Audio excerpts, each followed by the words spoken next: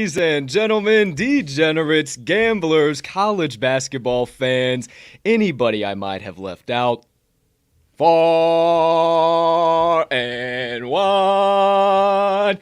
That's right, wake up, wake up, wake up. Like the great Reverend T.D. Jakes once said, it's time to dive into college basketball, baby. Hey, if you don't have the vibes, you don't have the energy rocking yet, it's okay. Your boys got them for you. I am your humble, honored, hyped, obviously, and always handicapping host, Colton, Captain Colt Soroka. And hey, I can't thank you enough for choosing to stop by Cup of Joe on campus on this beautiful Saturday of college basketball betting and hang out with me and my partner for the next, hour and a half, 2 hours or so, right before tip-off. Now, I said partner, you see him on the screen there. Good sir. How are you over there on this beautiful Saturday of bets? Dude, I'm totally fantastic other than trying to avoid burning the hell out of my mouth on my Yeti coffee cup over here. I got a nice coffee mug that I've been sipping for the last half an hour. That's been fine. And then, trying to dance and drink, I was like, let me just grab this real quick. And... So, is that official Yeti over there, or is that one of them Walmart Canyon Road deals? Oh, no, she's a Yeti. Oh, okay. I got me one of them Walmart Canyon Road deals, about $20 compared to $120. Motherfucker, the same doggone trick, boy. I'll tell you what, 5 o'clock in the afternoon, my shit's still friggin' hot after I poured it 7 in the morning. I don't know. But hey, you got it in your hand. Shout out to you for saving some money, dude. Hey, there you go. You guys want something similar, but you can't afford a Yeti. Go figure out what if they got a Canyon Road, I think it is, at your Walmart. So there you go. Little coffee pro tip for you, over there, to Better me. Name. To all you, To all you beautiful people sipping the black elixir of the god and joining us in this pile of beans in between the Benjamins. Take your sip. I'll be right back. Whoa! Oh boy, the neighbor's gonna be mad today. They better wake up. It is time to go. They ain't up already. I've been running circles around these mutts since 5 a.m. Let's go, baby. Show time. Now, partner, I didn't do the best yesterday on college basketball, admittedly. Okay. 1-2 yesterday, but it is kind of what I did last Friday. A little bit of a wheel spinning day. 500 or just under 500 this week, 500 last week. And then I murdered it Saturday. Stayed up late last Friday night, stayed up late this Friday night, and into Saturday morning. It was this morning by the time I went to sleepy sleep. And I got 7 plays locked in. Lucky number 7 out of 145 potential games, partner. So if I do not have a 7-way clean sweep, I don't know what to tell you anymore. Because I'm getting all 7 of the pay window. I passed up so many damn games. I got a whole list of games to potentially talk to you guys about here today. And I passed up on all of those games in order to bring you all 7 winners. What about you? How many you got today? I believe you, dude. I've got, as long as my eyes aren't deceiving me here, I've got about 9. About 9. Plays. Okay. So. Sounds like a plan. How'd you do yesterday? You swept the board on your 2 NBA plays? 2-0. Nice. 2-0, yes, sir. Nice. So maybe Mags has found his niche in Friday the NBA. Night NBA. If all else fails, check me out on Friday Night NBA. I don't know what the hell my I've got like a 3 or 4 week hot streak here. I've like 7 or 8 or 9-0 or something like that, or maybe 1. I like that a lot, man. And, hey, maybe it's all you going on Dawson's show, you talking about it a little bit, dishing it out, bingo, bango. Hey, sorry, speaking of, if anybody rode the old Friday 4-pack yesterday. Absolutely got crushed. Also, hey, shout out Joe and Dion D'Amico. They opposed us on one of the legs on that son of a bitch. When you know it's the one, theirs cashed, ours didn't. Ohio Bobcats plus the 3. Felt like a setup for us, but I know. Obviously, way too easy. 3-point underdogs on the road. They win by 20. So, hey, there you go. There you have it. I said, Mags, that's way too easy, right? He said, oh, yeah. So, either way, hey, Uncle Joey, we appreciate your kind words this morning. We appreciate you. Dion, we appreciate you, too. Can't wait to see you guys live in prime time. Hopefully, we'll be out your way come March and maybe do a little breaking of the bread, little elbow bumping, if you will. So, thanks as always, guys. Look forward to seeing you soon. But, for now, partner, anything else your side of the screen? No, sir. I'm ready to get rocking and rolling, dude. I don't know if we can waste time on this, the amount of games we got going today. No, a little bit short of an intro today. We only got 5 minutes here for today's intro. We got plenty of time for the entire slate. Now, let's get right on into it, my friends. First things first, slate starts at 11 a.m. Central Standard Time today. A-10 matchup between the LaSalle Explorers and the Davidson Wildcats. Partner, Davidson is laying 15 points on their home hardwood, and a current total of 138.5 has been set. Anything from you in this matchup, sir? No, sir, but it does look like quite a bit of monetary liability on Davidson there. So if I'm doing anything, I might be going with the old dogs, LaSalle in that spot. That was a they let you down. Sorry, I didn't mean to bring that up on you. No, that's okay. That's okay. Yeah, I mean, it wasn't. It's a little bit of bullshit. I think honestly they might be a little bit undervalued because of that brutal beat. That was against UMass. Yeah, I gave that out. Sorry guys if you tell me on that one. Either way, I think with them kind of dropping that on their home hardwood and being just a weird matchup for them, man. I can't believe they let that one slip through their fingers. I think 15 is too many. I don't think this finishes double digits by any means. So I'm not laying it with the Cats, but I'm going anywhere. I'll probably pick up the 15 with LaSalle, but not over the moon on it as we speak right now. Next one up on tap, partner, ACC matchup, Duke Blue Devils and the Louisville Cardinals. Cardinals are the 5.5-point home dog. Line on the total is currently 142 after 140.5 at open. You are the resident ACC man. What say you? I've got nothing right now, partner, but call me crazy. Good. I'm a little... What's that? I said good. Oh, yeah. Well, because this one, I mean, so I am intrigued by Louisville. 90% of bets and 98% of money on Duke, and it's the early action that we've got coming. But Louisville just lost their head coach or got rid of their head coach. So is that the boys are going to be hyped trying to, next chapter, here we go. We're starting it off hot at home against Duke, or are they going to be in shambles? I don't really want to mess with that train, if I'm being totally honest. If I'm going anywhere, though, I'm probably taking the 6 with Louisville. It's interesting because this did open up as 8.5 in favor of the Blue Devils, down to 5.5. It was holding firm at 6.5 last night. I was like, damn, am I crazy to want the Louisville Cardinals? Yeah, I am. I'm going to see what it does this morning. Now down to 5.5. It's very hard for me to stay out of this one. I will tell you that with that line movement, but I'm going to hold firm to my promise. I've been talking to you guys for the last 2 weeks. I am not getting involved in the ACC, point blank period. So there you go. There you have it. Next one up, partner. Third game up on tab. Miami Hurricanes against the Georgia Tech Yellow Jackets. Yellow Jackets, 3-point home dog, have lost the hook in the bad direction. They were 2.5-point home dogs, now up to 3. Line on the total, down to 144 from 145 at open. Anything from you in this ACC matchup? Again, nothing, but Georgia Tech is intriguing to me. Another situation where Miami's just getting all the money, man, but they've been in spots like this all season long, and they still just decide to show up and be this team that nobody expects them to be. I don't know if we should just start expecting them to take care of these and just hammer them in no matter what, but again, I'm just going to sit this one out. Georgia Tech's been way too unpredictable, in my opinion. Yeah, man, this this seems kind of like that point in time where Miami finally scuffles on the road. Because, 4-1 straight up, 4-1 ATS. I think they've just been a little bit overvalued a few spots. But then again, you look at Georgia Tech, 2-9-1 against the number in their 12 home games there. So it's just like they've actually had 13 home games. One, the spread wasn't set. So I don't know what you want to deduct from that. I too did lean Georgia Tech, but after them I was watching them in a few games, not putting money on them, but like, man, I would really like the Jackets in this spot, and they would have let me down. So I'm staying out again. Nothing for me in this ACC matchup. All right, I do got something out of this next one. Matter of fact, the next two. First one is the LSU Tigers. Shout out Coach Brian Kelly down there doing some just absolute nice electricity right now.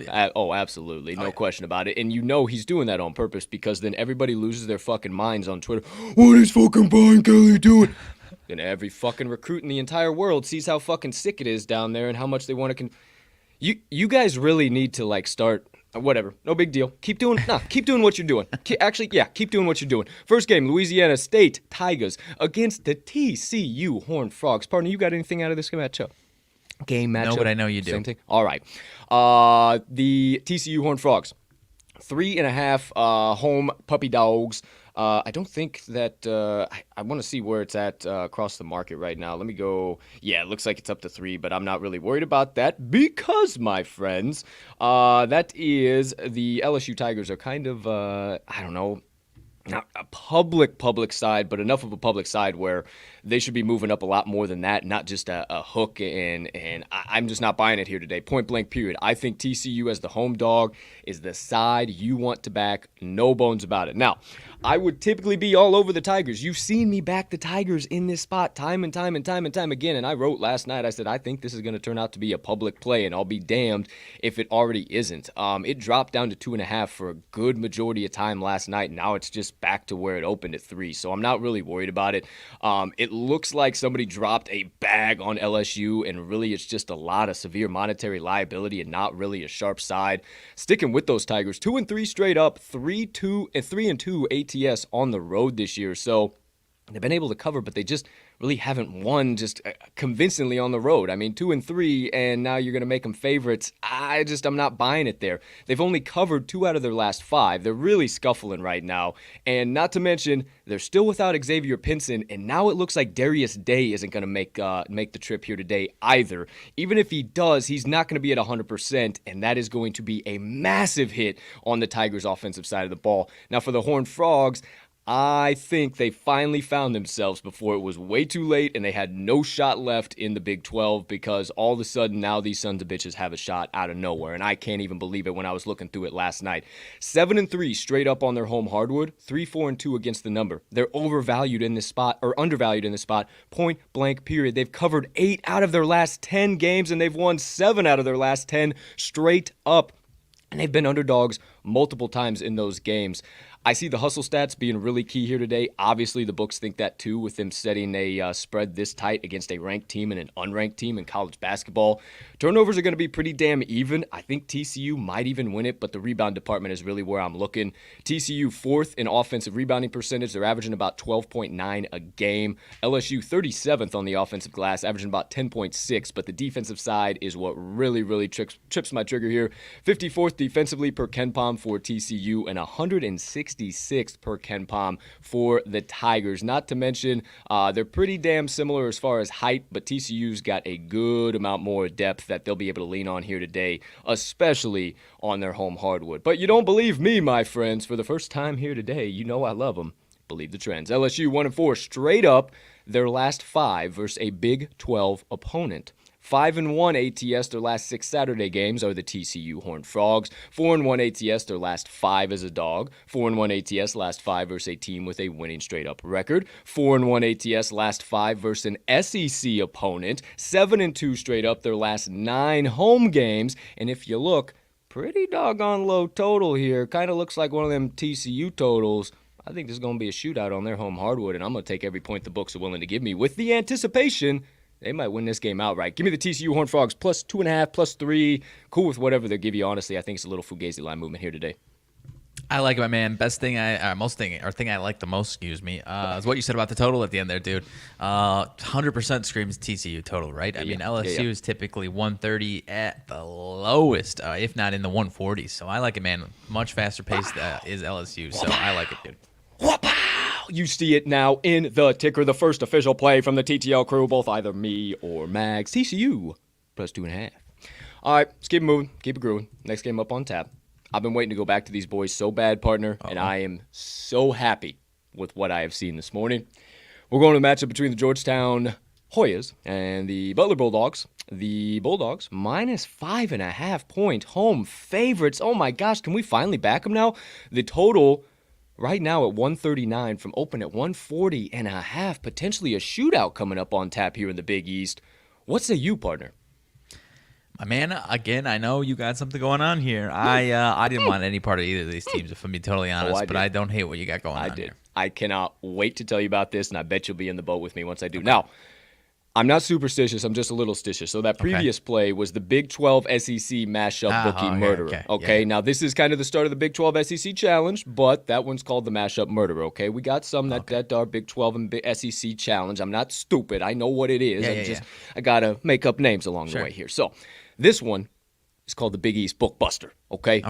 And we're going to the Georgetown Hoyas. I caught them at +5 yesterday. It was sitting around +6.5, +6, and then I left it in my book while I was looking at a few other plays, and all of a sudden, bam, down to 5. Now, the thing is, my friends, is that it's not your job to see that line movement. It's my job to stay up late at night and see that line move and be able to tell you about it, because what I think is that it's held at a firm 5 all morning now, and that's all anybody's seen. Right under the key number of 6, and Butler's been rolling. Man, I bet you they continue to do so. I'm not buying it here today. They are coming off a huge win against Creighton on their home hardwood, 72-55. And if this isn't a letdown spot, I don't know what is, my friends. They are 7-4 straight up on their home hardwood, but 3-7 against the number. They have been overvalued time and time again. They failed to cover a 24.5 point favorite, 13.5 favorite, 3-point dogs. They played Saginaw Valley. I don't know if you can tell me where that school is. 21.5 point favorite, 3.5 point dog, 6.5 point dog, and 7.5 point dog. So it doesn't matter where you put them at. They have not been consistent against the number at home, and that does not change just because of one good game against the Creighton Blue Jays. Now, Georgetown, they have just spent the better part of 2 weeks without Patrick Ewing and half their damn lineup. So do not believe what you have seen from the Georgetown Hoyas over the last 2 weeks. I promise you, they got their chops busted in against Marquette. It was a 92-64 loss. Ewing sat on the press box and said, everyone is on notice. Big John is rolling over in his grave right now. You boys are going to be running your fucking asses off if we are going to keep playing like this. The next game, he got COVID. You want to know what that next game was? Oh my goodness. The Butler Bulldogs, and they lost 58-72 at home. Now they got to go to Butler. Oh my gosh, they're going to get smoked again. Not a chance, my friends. With Ewing being back, with the boys being back, I think Georgetown absolutely rolls. I think they win this one outright, but hey, I will take every point the book is willing to give me. Now, you look, Colt, you always talk about home and away splits. The Hoyas are 0-4 straight up and 1-3 ATS on the road. Well, 3 of those were in the last 2 weeks when Patrick Ewing and the boys were not there. So again, I'm not buying it. Last but not least, defense is not going to matter in this game, my friends. It's going to be an all-offensive affair. Georgetown, 74.1 points per game and allowing 74.1 points per game overall and 69 points per game at home or on the road. And then Butler, 62 points per game overall and 64.8 points per game at home. No, that was a little bit confusing, but what you're going to see here be really the difference today is Georgetown's 3-ball. They're 15th in the nation in true 3-point field goal percentage and 11th per Ken Pom. He has obviously a couple extra things in there. I think the Georgetown Hoyas are going to be knocking it down from beyond the arc, and they are going to absolutely boat race this Butler team here today. 39th in adjusted tempo, 334th for the Bulldogs. But if you don't believe me on all of that, my friends, second time today, believe the trends. Let's get in the boat and row it because Georgetown is 10-4 ATS their last 14 Saturday games. Butler 0-5 against the number their last 5 Saturday games. 0-4 ATS last 4 following a straight-up win. 1-6 ATS last 7 following an ATS win. The road team is 12-4 against the number the last 16 meetings between these two. And the dog is 7-3 ATS last 10 meetings between these two as well. I ain't buying it. The line's goofy as all hell. It's already dropping. You didn't see it because it was last night. I did. I told you about it. Back to Georgetown Hoyas +5 with confidence. I like it, my man, but it's all you. I will tell you. I just don't want any part of this team or these teams, honestly, whether it's either of these teams. What I will tell you is what I like, though, is that these teams typically split the regular season meetings, though. So I do think they're due to bounce back in this spot. But I'll leave them on the shelf for you. Yeah, that's fine, man. I typically would not go back to this. I would not be playing with these two teams if I would not have all that stuff with Ewing in the last 2 weeks and everything that's going on here. And Butler, oh my gosh, they just beat Creighton, one of the better teams in the Big East. But this is the prime setup spot. So I couldn't let it pass me by. And I didn't figure you'd get in the boat with me. I know you've been a little tentative on the Big East, and the Big East has been my just like much like your Big 12. And I've been staying out of the Big 12. So we'll just keep doing that with each other, and we'll keep cashing the fucking tickets. So there you go. There you have it. For me. My second best bet of the day, and it's in the doggone ticker. Okay. We'll keep it moving. We'll keep it grooving. Next one up on tap here. One hell of a matchup in the South Carolinas. AAC matchup between the Wichita State Shockers and the Tulane Green Wave. Tulane now flipped to the 1-point dog at home after a 1-point favorite at open. Total up to 137.5 after opening up at 136.5. I was going back and forth with shout out at Mid-Major Madness last night about this game. Also another game we'll talk about as well, but this game should be fucking electric. Anything from you in this one, partner? No, this line movement has officially scared me off completely, if I'm being totally honest. I was really interested in Tulane all morning, dude, and I just couldn't get in the boat with them. Got the first meeting between these two teams, but I don't know. Something fishy's going on here, and I just don't want to be a part of it, honestly. 100%. I was originally in the boat with Wichita State last night, and I said, man, with Tulane doing that ass whooping over Tulsa, it just feels like they could do it again, but it also feels like a letdown spot. I don't know. Wichita State's been great on the road, but it's only their 4th home game all year, and we only got about 8 games left. So maybe a little something to think about there. All right, we'll skip that one. Next one up on tap. Ooh, partner, I know your fucking gears are turning on this one. Big Ten matchup, baby. Michigan Wolverines against the Michigan State Spartans. Spartans, 3-point home favorites, dropping down from 4.5-point home favorites. Now the line for the total, 138.5 after 139 at open. Partner, I can see you're salivating. Can barely get your fucking hand down. What you got over there? My man, I'm going to the Wolverines. I truly do believe that the Fab vibe is very much alive, my friend. Down to +3. I still like it right there, man. They have won 3 straight games. And that offense to me is clicking right now, and that's the biggest thing for me, partner, because that's the biggest thing that's been happening, or issue that's been happening all season long, is the inconsistency, right? Within that 3-game win streak, a 20-point or nearly 20-point victory on the road at Indiana, that madhouse that just took down Purdue a couple weeks ago, dude. And Michigan State, as good as I think they are and as good as I think they'll be down the road here, I think they've kind of outplayed who they actually are, honestly. I talked about it last week on Jeff Dawson's show. They've gotten to the point that they are through the easiest possible schedule in the Big Ten, man, and now they're finally playing some teams.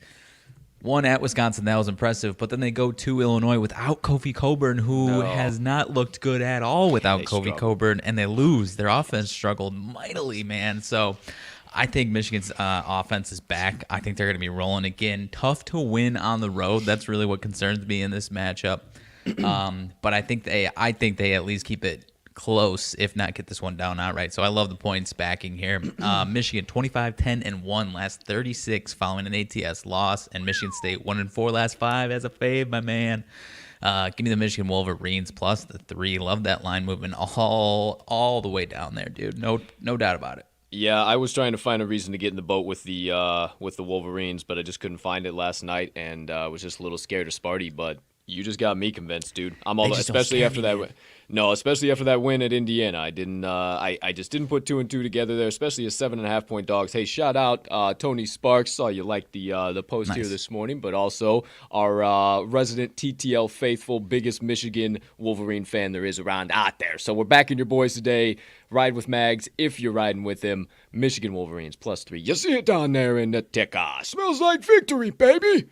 Next one up, we have a SoCon matchup that I was dying to get involved with, and I think I just might have the angle, partner, because I'm seeing some line movement, and this might be it. I didn't make an official play, but let's talk about it. East Tennessee Buccaneers against the Virginia Military Institute, that's VMI, Keydets. Keydets, 3-point home favorites after opening up as 3.5-point home favorites. Line down to 153.5 on the total after 154.5 open.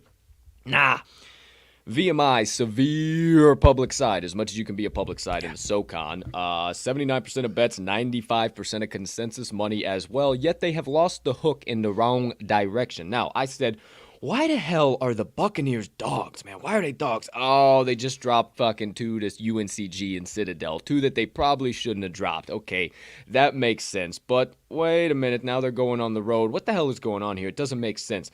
I had to look deeper and deeper and deeper, and these teams are damn similar, my man. And the one thing that smacked me in the forehead is that ETSU is 10-0 straight up in the last 10 meetings with VMI, regardless of fucking line spread. I just couldn't tell what I was missing, and I went to the head-to-heads, and I was like, ATS not bad. And I just looked over, and it was just ETSU, ETSU, ETSU, ETSU, ETSU, ETSU, and I'm like, so then do I just like blindly take every point the books are willing to give me, especially with this looking like a public side and it dropping down? I mean, is that worth a little half-unit sprinkle? I'm really now seriously thinking about hammering it in right now and seriously suggesting about recommending it.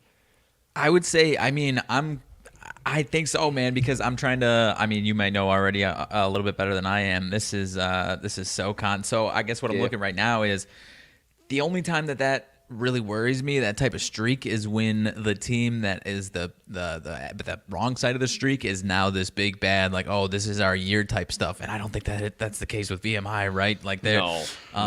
It was, and it just like anytime they've had the opportunity to prove that, because they got a dude who's 7 foot, Jacob Stevens on their team. He's fucking 7 foot tall, and like every time this team has an opportunity, and then they have what the hell is his name? I talked about him a couple weeks ago. It's just anytime they have an opportunity, they just shit the bed, and I just don't understand it whatsoever. I mean, the dog 4-1 ATS last 5 meetings, road team 5-2-1 ATS last 8 meetings, VMI 1-4 ATS last 5 following an ATS loss, 2-5 ATS last 7 following a straight up loss. I mean, dude, the Bucks feel really good in that spot. I'll go half unit. If you go half unit, dude, I like it. All right, I'm in. I'm in with Michigan with you, and I'm in with ETSU plus the 3. I like plus the ETSU. So we'll say we'll make another little. Since we haven't ever done that, I don't know if we've ever really fucking done that before. Let's go crew ads. Right? We'll do crew ads. ETSU plus Trace. There you go. Now you got a little fucking extra there. Oh, look at that. Look at that. How about that, motherfuckers? All right. Good to go. Rock and roll. And I also think that VMI 6-2 straight up, 4-1 ATS on their home hardwood. Little bit overvalued if you do say so myself. But hey, who am I? What do I know?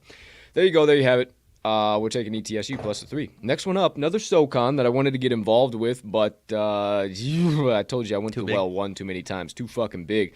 Chattanooga Mocs and the Citadel Bulldogs. The Citadel are the 9-point home dogs. Line is currently at 146 on the total from open at 146.5. You know me, last year I was all about my Bulldogs. I would take them in the points 9 times, probably 10 times out of 10 here in the matchup with the Mocs. The Mocs are probably going to be a public side here today. Didn't really look too deep into it, but I don't know. This side scares me from either way you want to try and get involved, period. Yeah, no doubt about it. Sorry, I didn't realize you. I think that seems like the spot where you would think it's too many points, and then it's nowhere near too many points, and chat rolls them or something like that. That's kind of how I see it over here. Been a while since I got one of those. That was good. Whew. That's good. Appreciate you. Next one up.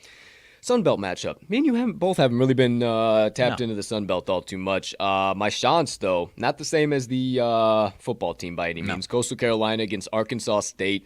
Coastal Carolina, 4-point home favorites. The total is currently at 139.5 after open at 138. Partner, anything from you in this one?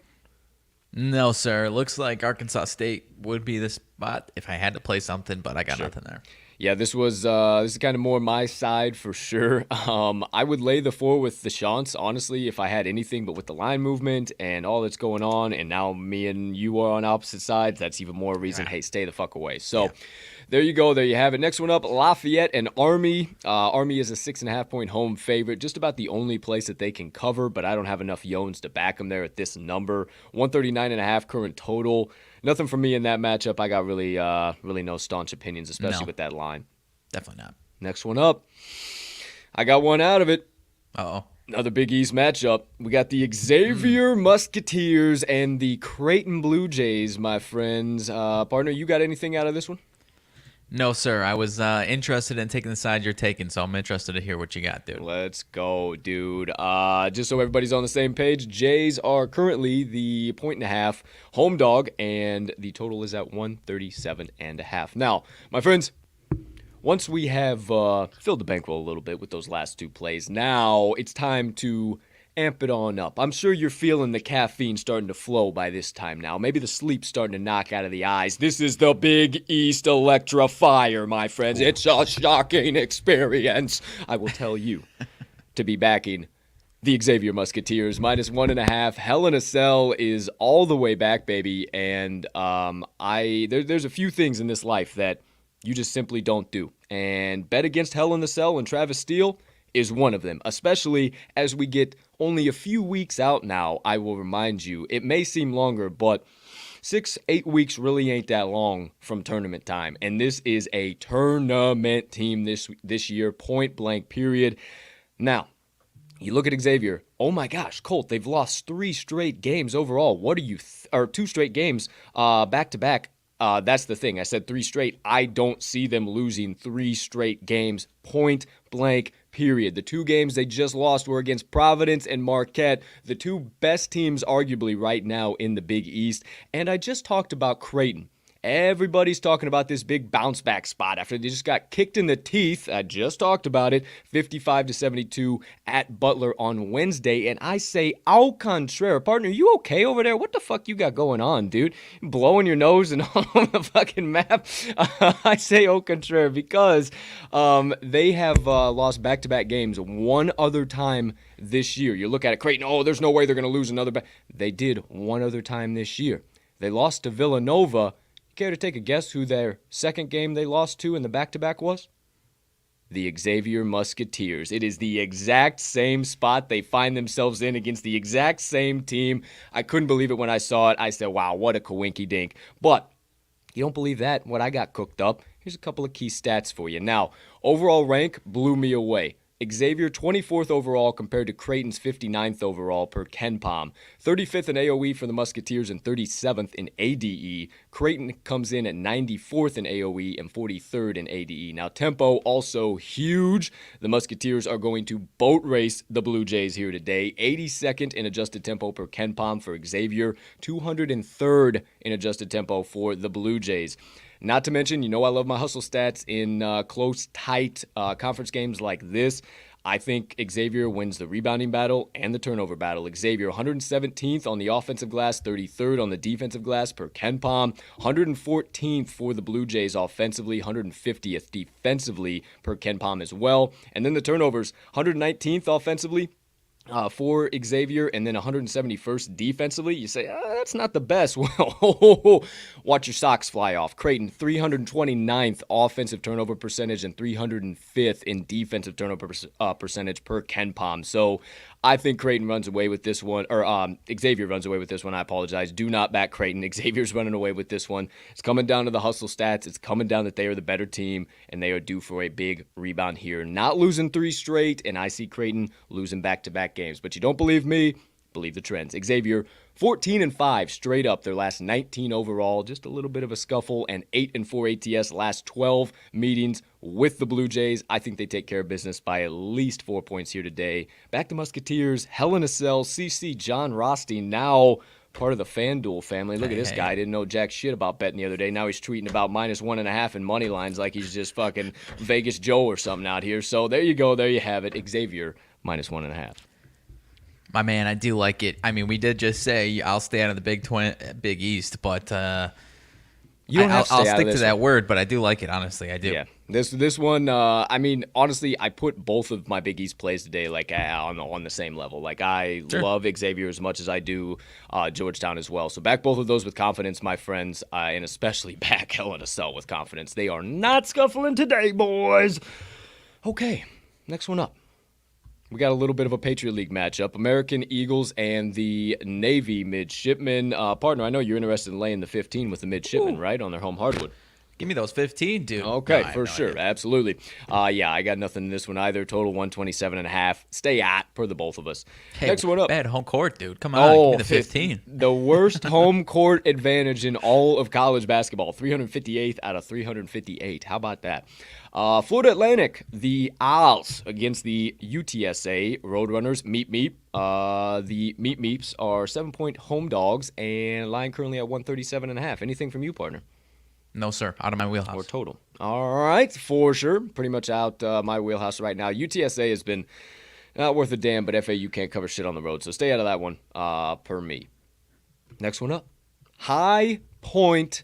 Doggone it. I keep forgetting what the hell they are. High Point Panthers. HPP. High Point Panthers. There you go. Against the Campbell Camels.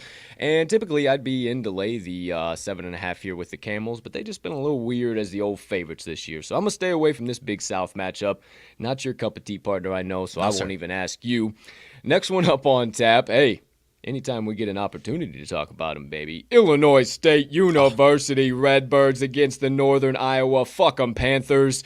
Give me all of ISU plus the 9.5. Are you kidding me right now? Absolutely brutal beat to Drake on the home hardwood. We finally get to debut the blackout jerseys. The boys are buzzing. Old Redbird Arena is cooking. The vibes are immaculate. The staff looks electric in their cut-off sleeves. It was just beautiful. And then two just... Let's swallow our fucking whistles, not make any calls, and the boys get fooped. They are so undervalued in this spot. It is not even funny. 9.5 points. Give it to me all damn day, and you know the drill by this time. If you don't, I will repeat. Roll fucking birds.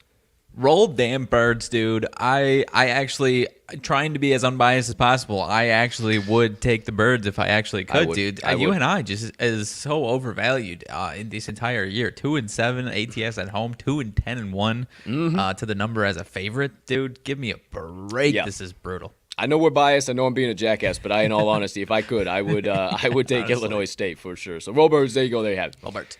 Robert, next one up. Dartmouth Big Green against the Columbia Lions, I believe they are. Columbia Lions? I'm pretty sure. Correct. Yep. Columbia Lions, okay. Lions, 5.5 point home dog. Total right now, 138.5 after opening at 139.5. Partner, I know you don't really get involved in the Ivy League, so I won't ask you. I ain't got shit in this one.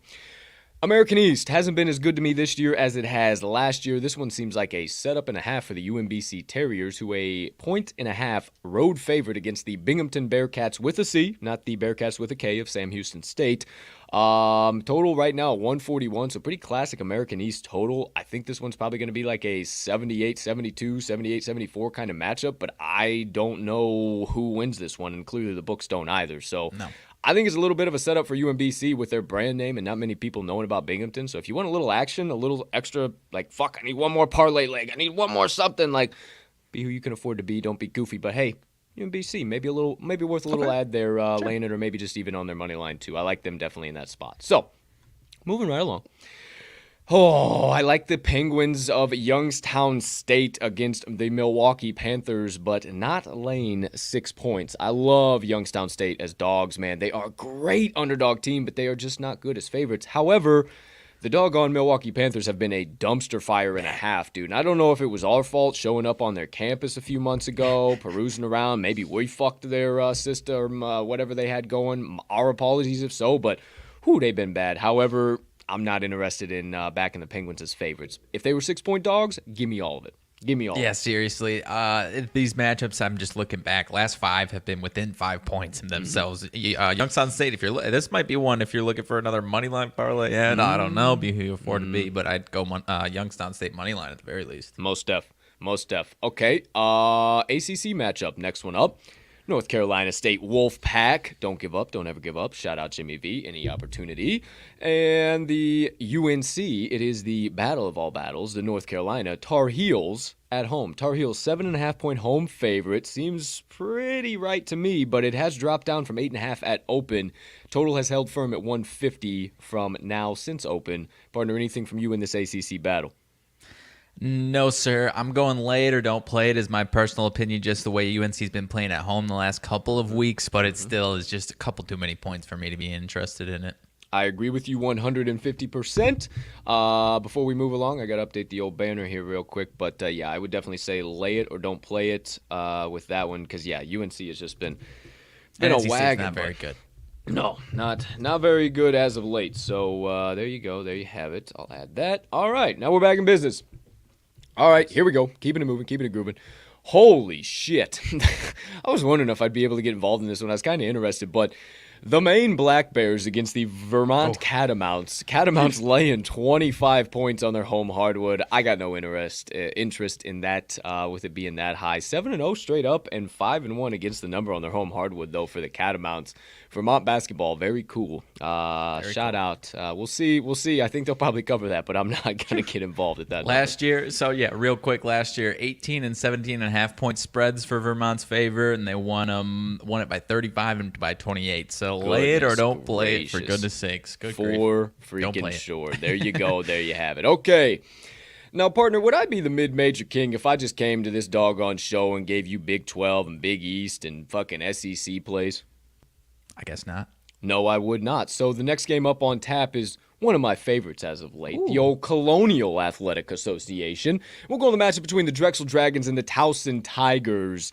Okay. And my friends, I had been beating the drum since the fucking season started. Partner was laughing at me. He's like, what the fuck do you know about XYZ? What are you talking about? And then they started their season. They sucked happy ass. I said, oh my gosh, I look like an idiot. All of a sudden, they found themselves again. So we're taking the Drexel Dragons +7. That is right, my friends, and this is the Colonial Crusher. Write it with me because this one ain't finishing by more than 6 points. I like it right around 3 or 4. I'd even take this down to like 4.5 if it does drop at all, with potentially Drexel winning outright. But you know what I like to say? I'll take all the points the books are willing to give me. Because Drexel, 3-4 straight up on the road, but 6-1 against the number so far. Much like Air Force yesterday, if you tailed my play, the books continue to undervalue them, and it is absolutely ridiculous. They just keep covering, and we have yet another opportunity to go to the well here today. Now, I looked back. These two teams have actually played each other already, and Drexel won 65-61 as 3-point dogs, 3 flat, on their home hardwood.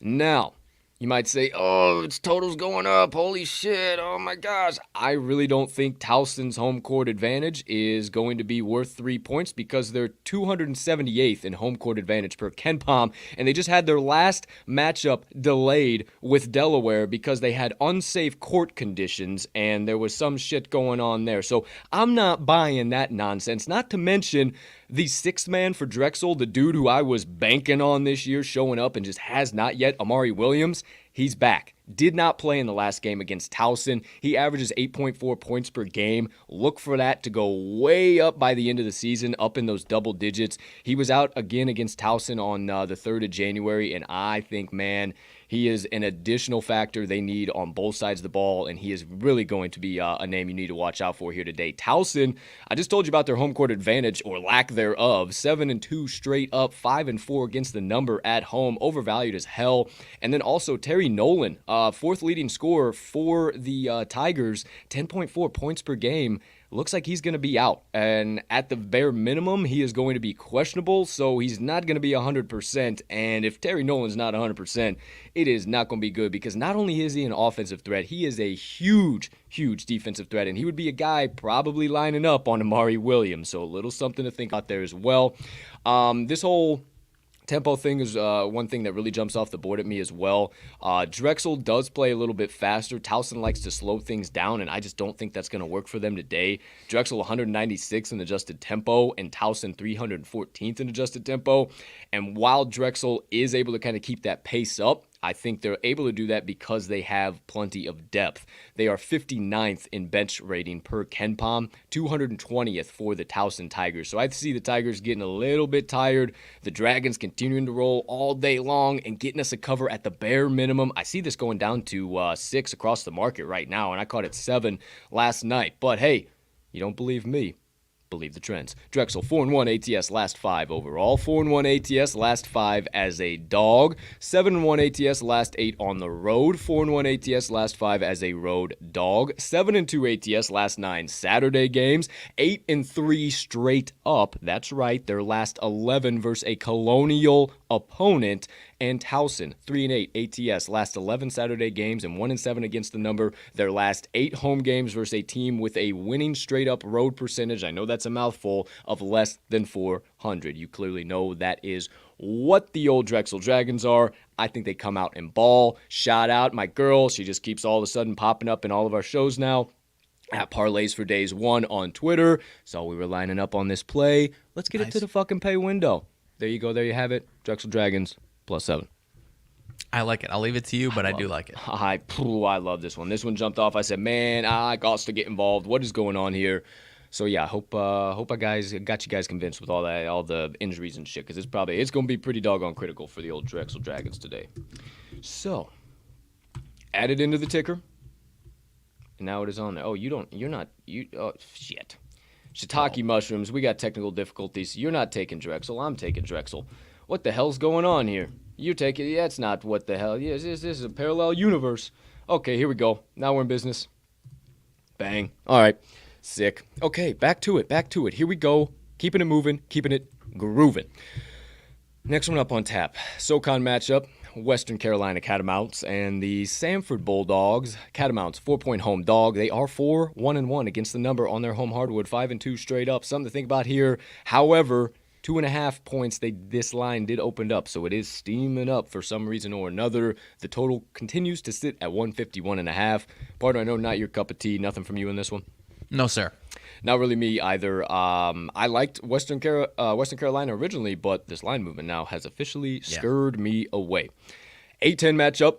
Next one up. SLU Billikens against the It's a Great Day to Be a Duquesne Dukes. The Dukes are 6-point home dogs. I was interested in them last night, but 1-7 against the number on your home hardwood is just something that I cannot buy into. No. Billikens 1-3 straight up and ATS on the road, however. So I think this is a game that you need to just sit back, relax, and do not put your bankroll on whatsoever. Anything else there, partner? I totally agree. Okie dokie artichoke, another 8-10 matchup up. St. Joe's Redhawks and the St. Bonaventure Bonnies. Bonnies laying 11 on their home hardwood, but 2-5 against the number on your home hardwood. Once again, is something that I just cannot get in the boat with. But the old St. Joe's Redhawks, 1-5 straight up, 3-3 against the number on the road. I think it's just going to be a slop fest and a half, and you do not need to get involved. I said it yesterday. If you read yesterday's blog, Thursday, I said it Thursday, that Thursday was going to be one of the most messy, nasty, disgusting, and it was. If you looked at the trends, it was like 47%, 50%, 48%, like there was no like away dog, home favorite, anything that just like separated from the pack. And I think that's kind of what we see here again today, and you got to be pretty selective with what you're taking, and obviously, hey, me and my partner already are, so quality over quantity here today. Keeping it moving, keeping it grooving. Holy shit, as I say that, I have another play out of this next one up on tap. I may also. Oh, let's go. The Missouri Tigers against the Iowa State Cyclones. Partner, please. I really don't want to show you down today. No, please. No sweat. Please. No worries. Okay, thank God. I really was not fucking feeling that today, dude. I didn't want to do this. No. So, without further ado, the Iowa State Cyclones laying 9.5 on their home hardwood, down from 12-point favorites at open. Not your job to know that. It is mine and his over there. It's ours to stay up late and see this line movement, not yours. We just bring it to you live in prime time. Total up to 130.5 from 130 at open. Partner, what say you? My friend, it does look like it has jumped back up to 10, but I am not worried about that at all. The old Cyclones appear to be the public side still to this hour. My man, I'm going to the Missouri Tigers. I do not care. I'm happy to have it at 9. Yes, sir. For me, partner, Iowa State's offense just simply isn't good enough for this type of spread and too slow, in my opinion, tempo-wise. Outside of top 100 in offensive efficiency, obviously Missouri, across the numbers, their own numbers aren't fantastic, not kicking the doors down on anybody. I'm not going to deny that by any means, but I think this is a matchup that they can keep close by every measure of it. Nice clink there. I mean, they've been solid after, at least to the number, after losses. They've been putting up fights against you thought against I was showing up without losses. 2 fucking cups. You're out your mind. Dude. Come on. Please. No, and I just think, and the way this total's a lot lower than Missouri's are used to, but a little higher than Iowa State's are used to. So I think they're going to meet in the middle. I think this is going to be a 5, 6, 7-point game. If Missouri doesn't shock the old Cyclones, man, they just have not been as good ever since Big 12 play started, and they actually have been playing tough opponents on a consistent basis. And I do not think their offense is good enough to be hanging with a double-digit spread by any means. So give me the Tigers. Love it. I am on the Tigers as well. Caught them at the +9. I don't give a damn about that movement up to 10. That's a public line movement from courtesy of your friends over there behind the counter. The Tigers 1-5 straight up, 2-4 against the number on the road. So you may say, whoa, what the hell are you guys doing? They're undervalued. That's a Fugazi record. They have got stiffed left, right, and center and lost some heartbreakers, my friends. And there's actually a trend going on right now with these two teams. The Tigers, over their last 10, have lost 2, won 1, lost 2, won 1, lost 2, won 1. Well, son of a bitch, they just lost 2. So what are they about to do today? I don't know. You tell me. How you doing? They've covered 5 out of their last 6. They are a wagon right now. ISU is not. 11-2 straight up. Picture of inconsistency at 7-6 against the number on their home hardwood. Whoa. Trend over their last 10. They win 1, lose 2, win 1, lose 2, win 1, lose 2. They're coming off of an 84-81 overtime win against Oklahoma State. Well, how you doing? I'll keep it moving. They've only covered 3 out of their last 7. Ain't no way you should be back in the old Iowa State Cyclones. The more I talk about this, man, the more I'm thinking about doing a little sprinkle on that fucking money line here, boy. We might have to do a little conversating post this, but I also think it's going to come down to the hustle stats. You should see the turnover battle be pretty damn even, I would say. And then Missouri's going to dominate on the defensive glass as far as I'm concerned, most especially offensively. They are averaging about 2 rebounds more per game on the offensive glass than ISU, and I think them getting those second chance opportunities are what's going to allow them to really run away with this one. And I just mentioned rebounds. You don't believe me that just, some stats, whatever. Missouri is 97th in height per KenPom, and ISU is 249th. That is a gap and a fucking half that I simply cannot ignore, and I don't think you should either. But, one final thing. Free throws matter so much, especially in these SEC Big 12 Challenge games, my friend. Missouri shooting 72.5% from the stripe this year. ISU 69.4%, so there's one edge. On the road, Missouri shoots 78% from the stripe. What the fuck? ISU shoots 72.2% at home. And then over their last 3 games, one more on top for you, Missouri's averaging 71% from the stripe, and the Cyclones are averaging 58.5% from the stripe. Sheesh. No way am I backing a team that cannot shoot free throws, can't do half the other shit that I mentioned, but you don't believe on all of that. Believe the trends. Missouri, 4-0 ATS last 4 overall, 4-0 ATS last 4 following a straight-up loss, 4-0 ATS last 4 Saturday games. ISU 4-11 ATS last 15 as a favorite, 4-11 ATS last 15 as a home favorite, 4-2 ATS are the Tigers the last 6 meetings with ISU, and holy shit, Missouri 10-1 straight up last 11 meetings against the Cyclones. Give me every point the books are willing to give you, and me and Mags and everybody that's going to ride this one straight to the pay window. Mags' second best bet of the day, and I think that's number 5 for me. Yeah, number 5. There you go. Sounds Missouri right. Tigers plus 9. Okie doke, Artichoke. I love it, dude. Woo, little under an hour here. We're cooking right along. Let's see, it feels like we still have a fuckload to go, because we do, but that's all right, no big deal. They got one coming up right about now. Yeah. Wait, what do you mean one coming up right about now? No, sorry, go ahead. At this 1 o'clock hour, I think there's only one game left, and I think I got it here. Oh, I get what you're saying. No, there's 2 more games left, but I get what you I get what you're saying. I was like, coming up right now, motherfucker. It's 9:22. There ain't shit. What? Ignore me. Next one up on tap: the Oklahoma Sooners against the Auburn Tigers. Tigers 9.5 point home favorites, and it's just a little bit too much for me to get involved. The total is up to 138 after opening at 135.5. I am so glad I didn't buy into the defensive thoughts that I had last night.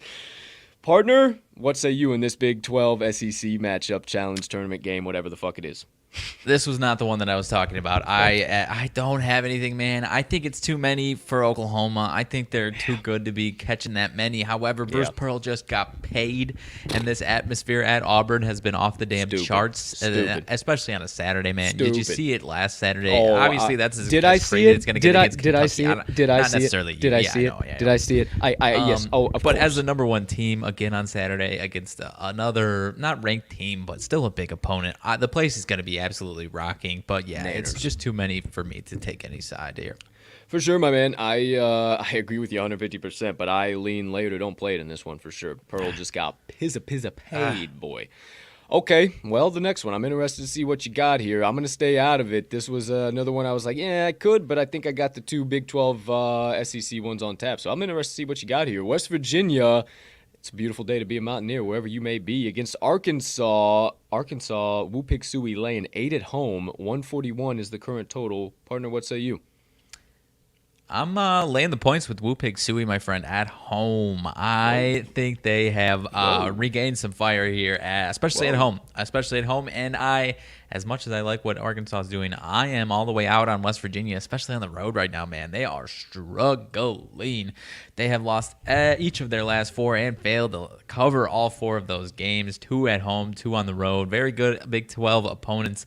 Losing 3 out of those 4 by at least 10. The only one they didn't lose was a 9-point loss. So I think they're in a rough spot right now. Their offense does not travel well at all on the road, and their defense is so much far and away better at home. So I think they're just a team that is not going to travel well into Arkansas. I think Bus and the boys are going to have their offense rolling like they have been, taking care of business in all of their last 5 games. Their offense is absolutely smoking teams right now. So I think we've got the right side here with the favorite. West Virginia 0-4 last 4 following a straight-up loss against the number that is. So when they're in shambles, man, they do not get those bounce backs. I think they're going to have to find a bounce back at home here coming up in their next, whatever the next Big 12 games are this upcoming week. But this ain't the spot for the Mountaineers, my friends. I'm going Woo Pig Suey -8.5 here.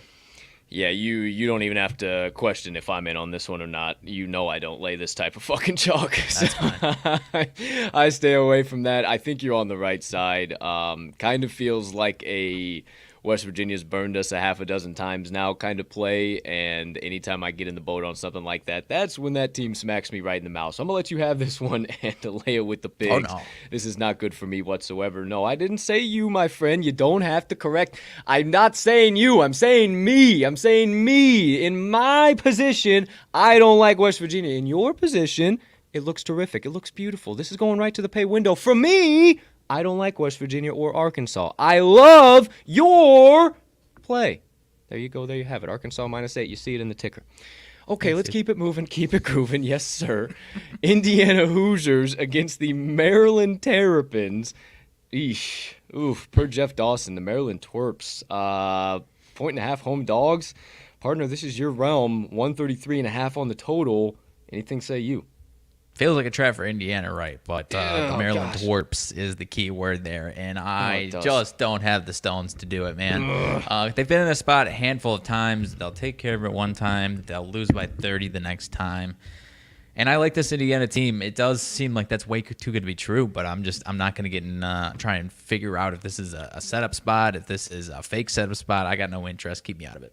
100%, man. I am really, really interested in getting involved with Maryland. Indiana yet to cover on the road. I mean, that's something you can't ignore, but bound to determine sometime, and maybe it's definitely against this Maryland team. Who knows, but we'll stay out of that one. On to the Pac-12. Notice that you've been heeding to kind of what we promised as well in this conference, and I have too. We've been staying out of the Pac-12, but anything with you, the Arizona Wildcats laying 21.5, I'm good Thanks. too on that one. Arizona State has been a dumpster fire, so no interest either side there.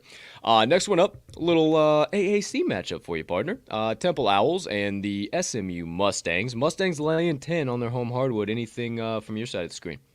No, sir. Has not been my realm this year. Has in certain spots for me, but this has actually kind of been that Temple spot, to tell you the truth. If I'm going anywhere, if you guys really want to get involved with this, I'm saying take the 10 with Temple.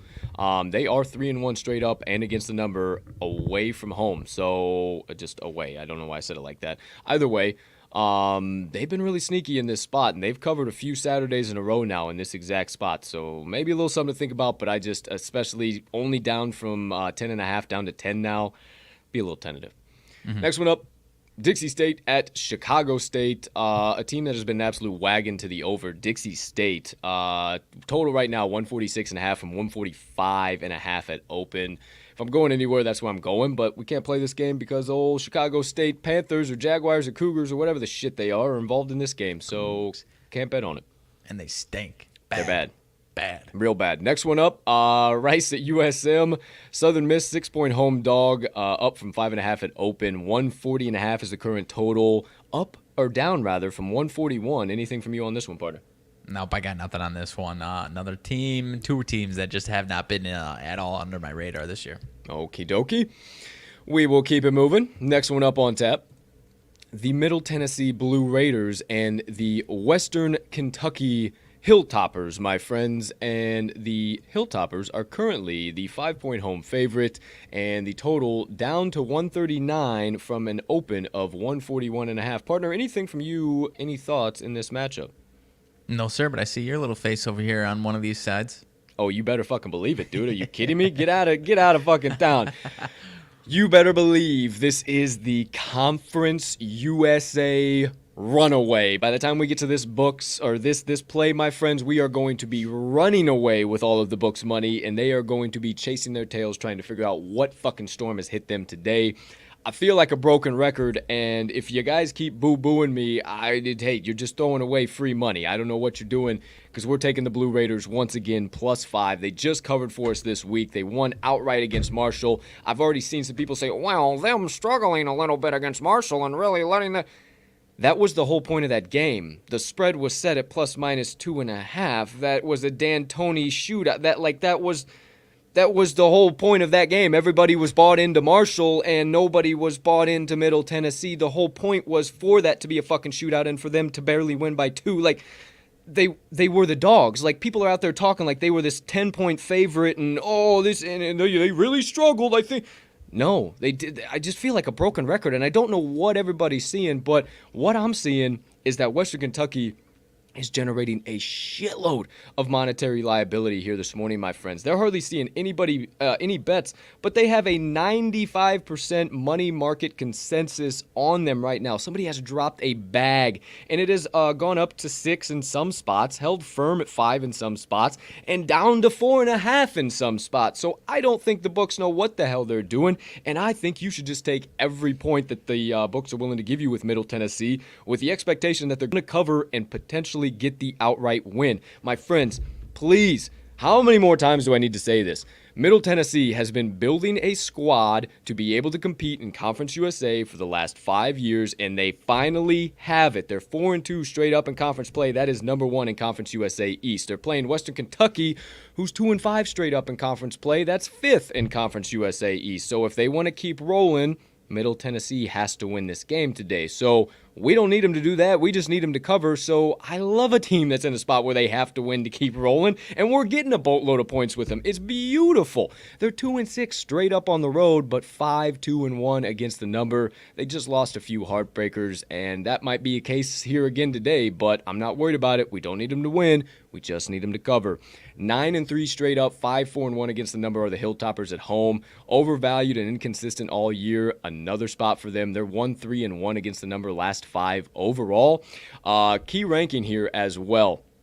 I looked a little deeper into this. Middle Tennessee is 138th per KenPom. Western Kentucky 124th, but Western Kentucky is only plus 3.7 in adjusted efficiency margin, and Middle Tennessee is plus 2.21.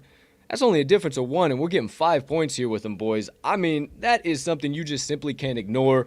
You might hear people talking about Western Kentucky being this fast-paced team. That boat race bullshit ain't going to work here today, my friends, because Middle Tennessee shows up with the same tempo. 95th in adjusted tempo per KenPom, inside the top 100, 60th for Western Kentucky. I looked at this total. Pretty damn key number here as for these two teams. Middle Tennessee, when their totals are in the 140s, they've been holding teams down defensively. They've been winning those games.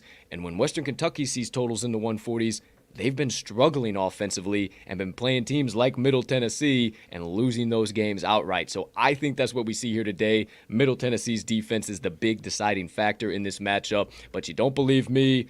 Believe the trends. Middle Tennessee, 7-1-1 against the number last 9 road games, 5-1-1 ATS last 7 as a road dog, 4-1 ATS last 5 Saturday games, 6-2 ATS last 8 following a straight up win, 6-1-1 ATS last 8 following a ATS win, 4-0 ATS last 4 is the road team in the last 4 meetings between these two teams, and Middle Tennessee is 6-4 against the number the last 10 meetings overall with Western Kentucky, but Western Kentucky has covered 3 straight games. So I think it's time for a trend snapper here today, my friends. Do not run to the public side with the old Western Kentucky Hilltoppers. Take Middle Tennessee yet again. They'll get us straight to the promised land. MTU Blue Raiders, +5. I like it, my man. I have not been on the train, so that's the point for me where I just can't jump on at the train, honestly. I'm too far past, so... I love it, dude. I don't get it. I think it's such a fake trap, and they're just using them time and time again to be that fake trap every day, and it just isn't working for other people looking at it as a trap. It's much like Air Force, my friends. Yep. Much like Air Force. So I love that play. There you go. I only got 1 left, so we will burn it down here the rest of the way, partner. Unless just stop me unless you got anything else. So we got a game I think we need to talk about, and we'll go from there. So UT Martin at Belmont. Not really interested in getting involved in that one. Belmont laying 22.5 at home. I'm all right on that. No thanks. St. Tommy's going up against, shout out to Grant and old Papa Daryl Magnuson. We got the Western Illinois Leathernecks playing the St. Thomas Tommies here today. No interest, can't play that one. North Dakota State and South Dakota State, go big, go blue, go Jacks. The Jacks are laying 10 points on their home hardwood. Wow, very surprising in that heated conference matchup. Nothing there. Miami, Ohio against Eastern Michigan. The Eagles, 2.5-point home dog. And neither one of these teams have been worth a hot damn. But one thing Eastern Michigan has been able to do is cover on their home hardwood. So you want a little action, I would say take the 2.5 with Eastern Michigan. Yeah. Okay. Winthrop Eagles against the Longwood Lancers. Now, you're kind of starting to get where my thoughts are process here. Now, we got burned with Winthrop here this week. They've been on a struggle bus and a half, 2-8 against the number away. Longwood hasn't been struggling at all. We laid Longwood with them on the Monday Madness parlay per you partner. They covered that shit. And they're 7-1 ATS on their home hardwood. I think this might be another one of them their half-unit plays, my friend. I am going to keep myself out of this one. This one, I've got... And Winthrop has just been so all over the map, dude. Are you saying Longwood is where you would go if you... Longwood lay it for sure. 150%, man. Oh, man. That's where I would go for sure. Yeah, I'm staying out of it, though. Yeah, I think you lay it, no question. No worries whatsoever. It hasn't really moved anywhere. I'm trying to see if there's anything. I think that Winthrop is going to be the overvalued side in this matchup, and Old Longwood might be potentially worth a little bit of a look. We won't make it a crew play because obviously partner's not all the way in the boat on that one, but let me make sure I find it on the old sportsbook here and get it added in before I there we go. Longwood. Ooh, -3.5 on FanDuel Sportsbook. Okay. Not getting the juice, so a little something to think about there. Okay, keeping it moving. Can't bet this one. UI Chicago against Oakland. I would say lay it with Oakland, but I don't know. I don't know. Next one up, ACC matchup. Oh boy, let's see. Virginia Tech Hokies against the Florida State Seminoles. Seminoles laying 2.5 as the home favorite. Total has dropped down to 130.5 from an open at 132.5. Partner, anything from you? Dude, do we love the Hokies or what? No, not really. No, we don't. No, honestly, I don't. What surprised me, though, is I've been following Florida State pretty closely. Virginia Tech's like 44th overall per KenPom. Florida State's like 70th. So they have just this massive edge per KenPom, man. But that's been the case throughout their season, and they just have not lived up to that at all. I don't get. That's the one of all the teams that's ranked on KenPom. That is the one that, to me, has seemed just the most blatantly wrong, in my opinion, man. So, Florida State's a big, fat public side, so I might be interested for that reason in the Virginia Tech Hokies because it feels so low. But, yeah, I'm out on this one altogether. Yeah, I'm not touching it. Hokies have lost and outright and failed to cover 3 straight games. Florida State coming off of a brutal loss on the road. We all know the only place Florida State can cover is at home right now, and obviously now, they're the public side. I don't have the yones to get in the boat with the Hokies, man. I'm out all the way together. You know me, not getting involved in ACC. Keeping it moving, a little Fun Belt action. Georgia State, the Panthers against the UL Monroe Warhawks, my favorite collegiate basketball mascot in all of the land. Warhawks are a 5-point home dog, and the line on the total is now up to 142 after 141.5 at open. Partner, anything from you? No, sir. Would be interested in the Warhawks, but no, sir. Yeah, me either. I would be too. Georgia State, 1-6 ATS on the road so far, so them being the favorite really is like, okay, that's kind of bullshit. But ULM, a little bit of struggles here and there. This is my wheelhouse in the Fun Belt, but again, the Fun Belt has been one of the ones we haven't paid attention to too much, so going to stay away from this one altogether here today. Maction, Western Michigan Broncos against the Ball State Cardinals. Cardinals 9.5-point home favorites. They are 6-1 ATS against the number on their home hardwood, with the Broncos being 2-5-1 against the number away. Also 0-8 straight up. I think it's just a few too many points, though, and this one's just going to be, this is a middle-of-the-week type of game. If this was a middle-of-the-week type of game, maybe get involved, but on a Saturday, leave Maction alone. Leave Maction alone. Next one up, the Elon Phoenix against the William and Mary Tribe. My friends, the Tribe almost favored. They, after being just an absolute dumpster fire all year, have figured out how to cover a game or two now. And oh my gosh, we might see the Tribe be a favorite in one game by the time we finish out this season. I don't know. Who am I? Who's to say? I will not be getting involved in this matchup at all. This might be the most disgusting matchup on the entire slate today. I would not touch this with the 10-foot pole, my friends. Stay away. The Elon Phoenix -2, 0-9 straight up on the road so far, and they are the favorites. There you go. There you have it. Nasty matchup. Next one up, Northeastern Mavericks against the Charleston Cougars. Cougars are the 6-point home favorite, total at 145.5. This one also should be pretty nasty. Northeastern 1-6-1 against the number on the road, 0-8 straight up. Charleston has been able to win at home, 7-4 straight up, but 4-7 ATS. Problems covering. I got no interest. I don't know why I always say that. Interest in getting involved in this Colonial matchup, partner. I know you probably don't either, so we'll keep it moving, keep it grooving. Next one up, Oral Roberts at Denver. Oral Roberts is the 7-point road favorite. The total is at 153.5, so a bit of a shootout here to be anticipated. Might just be a blowout. I got no interest in getting involved in this one whatsoever. Nothing from you there, partner. We'll keep it going. Steaming now through the 3 p.m. Central Standard Time slate into the A-10 matchup between the VCU Rams and the Richmond Spiders, and the Richmond Spiders laying 3.5 on their home hardwood. We've had a little trouble covering, 3-6 against the number, and the Rams coming in have not on the road, 5-1 ATS for those Rams. Total at 132.5 after opening at 131.5. Partner, anything from you? No, sir. VCU, I always take a good hard look at, but just haven't quite found the value. They've been decent in this spot though lately. Yeah, they definitely have. I don't know if you can back them with confidence at all in this spot, especially with the line kind of ticking up too. The top of the A-10 has just been a dogfight every single time. Big time. Big time. All right, next one up. Oklahoma State Cowboys against the Florida Gators. Gators are the 3.5-point home favorite. Cowboys coming off a brutal overtime loss to the Cyclones. Partner, anything from you out of this matchup? I do have something in this matchup, my friend. Holy shit. Call me crazy. I am taking the home team Gators in this matchup, my friend. You're out of your mind. You can call me out of my mind all you want. I think this OK State offense, especially on the road, is bad. I do not think they're going to travel well here into Florida. They have been solid on their home court this year, 9-5 to the number, 8-3 straight up. And I do not think this OK State team is anywhere near the type of SEC competition that Florida's been facing, especially in Florida's home gym. I think OK State is another one of those teams, much like I talked about with West Virginia, that's going in a downhill trajectory. You catch them at home against the right opponent, and they've got some value, but I do not think this is the right spot for them. I've got Florida -3. OK State 2-5 last 7 on the road, 2-6 last 8.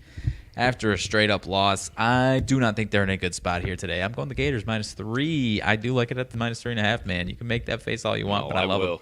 I will. I'm sorry. I almost said don't this one. Yeah, no. No Colin Castleton still. Tobo is now out as well with an eye injury. That was their other. So now they have no big man pretty much to depend on. That ain't going to be good against Oklahoma State, number one. Number two, not an average loss. Them coming off of that straight-up loss, 84-81 heartbreaker in overtime. If I was going anywhere, I was going with the 3.5 because we've been on the fade train with the Gators, and it has been paying off left, right, and center. And oh boy, okay, partner, it's in the ticker. I'm not saying, I'm saying you're a little crazy on this one, but hey, do what you got to do on this one. This one I was going to avoid altogether, and I still will. But if you guys are in, back the Gators, lay the points with the home favorite. -3.5, Florida. See it in the ticker. Did you get a 3.5 or 3? Either way, it's there. 3. Either way, there you go. Yeah. Down from 4 at open as well, just an FYI. Next one up, Baylor Bears against the Alabama Crimson Tide. And if this was tournament time, I would probably get involved, but with it being not tournament time, I just don't think there's any reason, and there's no reason for this line to be so low. I think it's going to be some nonsense. Bama 3-point home dogs, total at 150.5. I can see you're about to come out of your shorts. What do you got in this matchup, partner? All your concerns are valid, but I am taking the Baylor Bears, man. I think they have unlocked a new level right now. Then why be 3 points? What's that? Why be 3 points then? I think Alabama is just overvalued at home, man. They have not been taking care of the number at all. 4-8 ATS at home.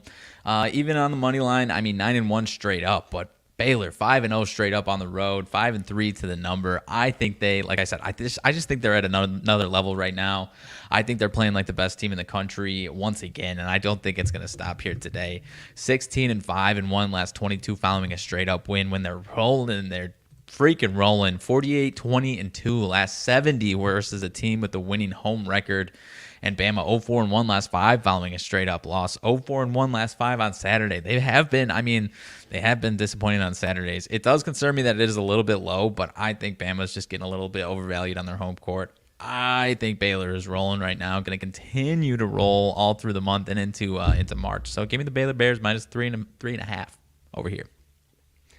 Hey, I've said my prayers for you, dude. These are probably the 2 biggest public favorites on the board as of right now, and you are in the boat, my friend. If you guys are in the boat, too, back to Baylor Bears minus 3. You see it in the ticker for RMags now. I don't know what bet of the day, but you see it now in there. I don't know. Keeping it moving, keeping it grooving. Next one up on tap. The Delaware Fighting Blue Hens against the James Madison Dukes. And the Dukes are the 2-point home favorite, but you will not catch me laying that whatsoever. You're out of your damn mind. You think I'm doing that after what those boys did to us this past week. Partner, I'm sure you got nothing in this one either? No, sir. Okay. Keeping it going. Cannot bet on this matchup, but any thoughts from you on old Central Michigan and Northern Illinois? I guess I didn't realize Central Michigan was that bad. My eyes lit up that they're bad. Northern Illinois was favored at any spot. I did not realize the chips were that bad, man. Yeah, chips have not been good this year, but would say do not get involved in this one if you can't play on it. Stay away altogether. Next one up, Arkansas, Little Rock against Appalachian State. The Mountaineers laying 10.5 on their home hardwood. I think that's just a little bit too much, but Arkansas, Little Rock has not been good on the road, so big ol' stay away from me in the Sun Belt. Big South matchup, UNC Asheville Bulldogs just screwed us on their home hardwood, and now they go to play the Presbyterian Blue Hose that have been screwing teams left, right, and center on their home hardwood. I would say lay the 1.5 with the Blue Hose if you're doing anything, but I'm staying away of this Big South in general. Another Big South matchup, NCAA Aggies against the South Carolina Upstate Spartans. Aggies 6-point home favorites, but I think this is overvalued. 5-1 straight up, 1-2 against the number. That math doesn't make sense on their home hardwood. So I told you a couple times this past week, South Carolina Upstate's been playing the upset kids here the last few games, catching 6 points, man. Something a little bit to consider there, but I'm not in the boat because it could all come crashing down for the Spartans at any point in time. Next one up. Eastern Kentucky Colonels against the Stetson Hatters. Hatters, 3.5-point home dog. Anything from you in this one, partner? No, sir. Is Eastern Kentucky back, though? I don't know if you can confidently say that. And then they're going to win today, and they're probably going to get overvalued because Stetson isn't very good at all. And then they're going to get overvalued, and it's going to be back to the same exact nonsense. So there you go. Next one up, Delaware State at Morgan State. I don't even need to waste any breath on that one. We're good there. Little swaction. Partner, anything from you out of Southern Jaguars or the Alcorn State Braves? Yes, sir. This is, I was thinking about having a handful of SWAC action, but this is the one that I singled out, my friends. I'm going to the Southern Jaguars. I caught them at minus 1.5. It's up to 2. I think here we have a spot where Alcorn State's been playing decent within SWAC play, and their home court's just a little overvalued. Southern is the better team in this matchup, and they have won each of the last 5 meetings between these two teams by at least 10-plus points, and all of those spreads were also single digits, so it's not like it was 10-point spreads, 8-point spreads, 9-point spreads, and now this one's all the way down low. This is actually pretty typical to what they've been setting these lines at. For these matchups, and Southern is rolling right now. No bones about it, honestly. And Alcorn State, like I said, been playing well, but just not quite the consistency that Southern has. They are one of the top 2 teams in this conference, along with Texas Southern, and I think they rolled today on the road. They've 9-4 against the number on the road. I think it's just a little overvalued here for Alcorn State. So give me the Jaguars minus 1.5. Fine with it up to 2.5, 3 partner. I got no idea. I love how you talk about the SWAC like they're the Big 12, like they have like tangible assets you can actually pull from the games. Like it's a clusterfuck. There isn't anything but Southern U is a damn wagon and a half right now. And judging by what I can see and kind of what I've seen from the eye test, I think you're on the right side in this one. But hey, I don't get involved in SWAC and haven't this entire year. I've been letting you do your own thing. So if you guys are backing it, there you go. You see it in the ticker. Southern U -1. Had to hold myself back from like 4 or 5 different games. I'm glad you did. Next one up on tap, we got a Conference USA matchup between the UNT Mean Green and the Louisiana Tech Bulldogs. I was interested in laying the 3.5 with the Bulldogs. If anything, they have a damn squad and a half right now, but it just seems a little bit too low. I think they roll. I think they win by 6, 7, 8 here today. I just didn't have the Yones to get involved in either side. So anything from you? Nope. Oh, no, this looks like it should be a good one, though. Yeah, it's probably one of the better Conference USA matchups of the day. You will see this matchup on my tracker on Action, but this is not one of my best bets of the day. I'm not going to add it in there. I will tell you guys about it. I'm laying the -1.5 with UC Davis Aggies. I was looking at it and I left it in my slip, and then I just like hit stake all bets, and I didn't realize I hadn't taken it out of my fucking slip, so I got to play on the fucking Aggies, but okay. I knocked it's a full unit for me, but I knocked it down to half. So if you do want to get involved, just only play it for a half unit. I think that UC Davis rolls in this game, but the Beach have kind of kicked our ass from time to time, and at the same time, the reason why I wanted to get out of this game is because somebody somewhere that when we line up on plays, it's a straight fucking mush, and we lined up on it, and I was like, oh, I'm out of this one, and then I looked and I saw that it was there. So my best advice, don't fucking play UC Davis, but I think UC Davis -1.5, -2. I'm still backing it. I'm in the boat because I did, and it fucking ticked up to the -2 before I could cash it out, and I just didn't even fucking realize it. So I was like, well, there you go. There it is. Looks like it's up to 3.5. Yeah, fuck. I mean, hey, if they that's terrific. Colgate was up to fucking 4, and they lost by 8 yesterday. S my F and D on all that. Made me so mad. Okay, here we go. Keeping it moving, keeping it grooving. I do have a play out of the next matchup, though. Partner, Kansas State Wildcats going to Ole Miss. The Rebs are the 1-point home dog. Total at 126.5. You're overall there making all types of gang signs and doing stuff over there. What do you got moving and grooving? I believe we are lining up. If you are sticking to what I saw from you last I checked, my friend. Yeah, we are lining up on this one. I like K-State on the road in this spot, my friend. -1. Is that where you are going as well? Yeah, but I was just hoping that I'd get to keep them as my boys, and that now all of a sudden they're not a crew play. But all right, what do you got, pal? My friend, I love this K-State team in the road, dude. And Ole Miss is just not the team that they don't deserve to be this tight spread with Kansas State. I think Kansas State is a far better team, honestly. That's point blank. Pretty simple for me, man.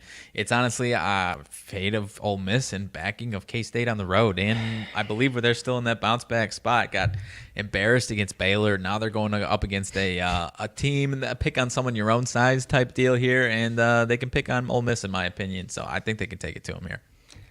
I do too, but the problem is when we line up on ones like these and you haven't been getting in the boat across the board when I've been backing the Cats, it hasn't been working out so well. So I'm really, really worried about the Wildcats -1 right now in full transparency.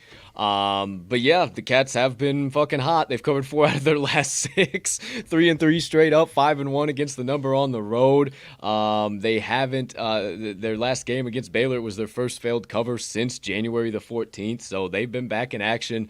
Ole Miss 9-4 straight up. 6-7 ATS overall on their home hardwood. They've been spinning the wheels. They've only covered 1 out of their last 6, and that was against that Florida team that was scuffling. That my partner's back in the day. How about that? But I don't know. I certainly feel like this is the right side. I hope that Ole Miss starts to look like more of a public dog than they do right now. Last I checked.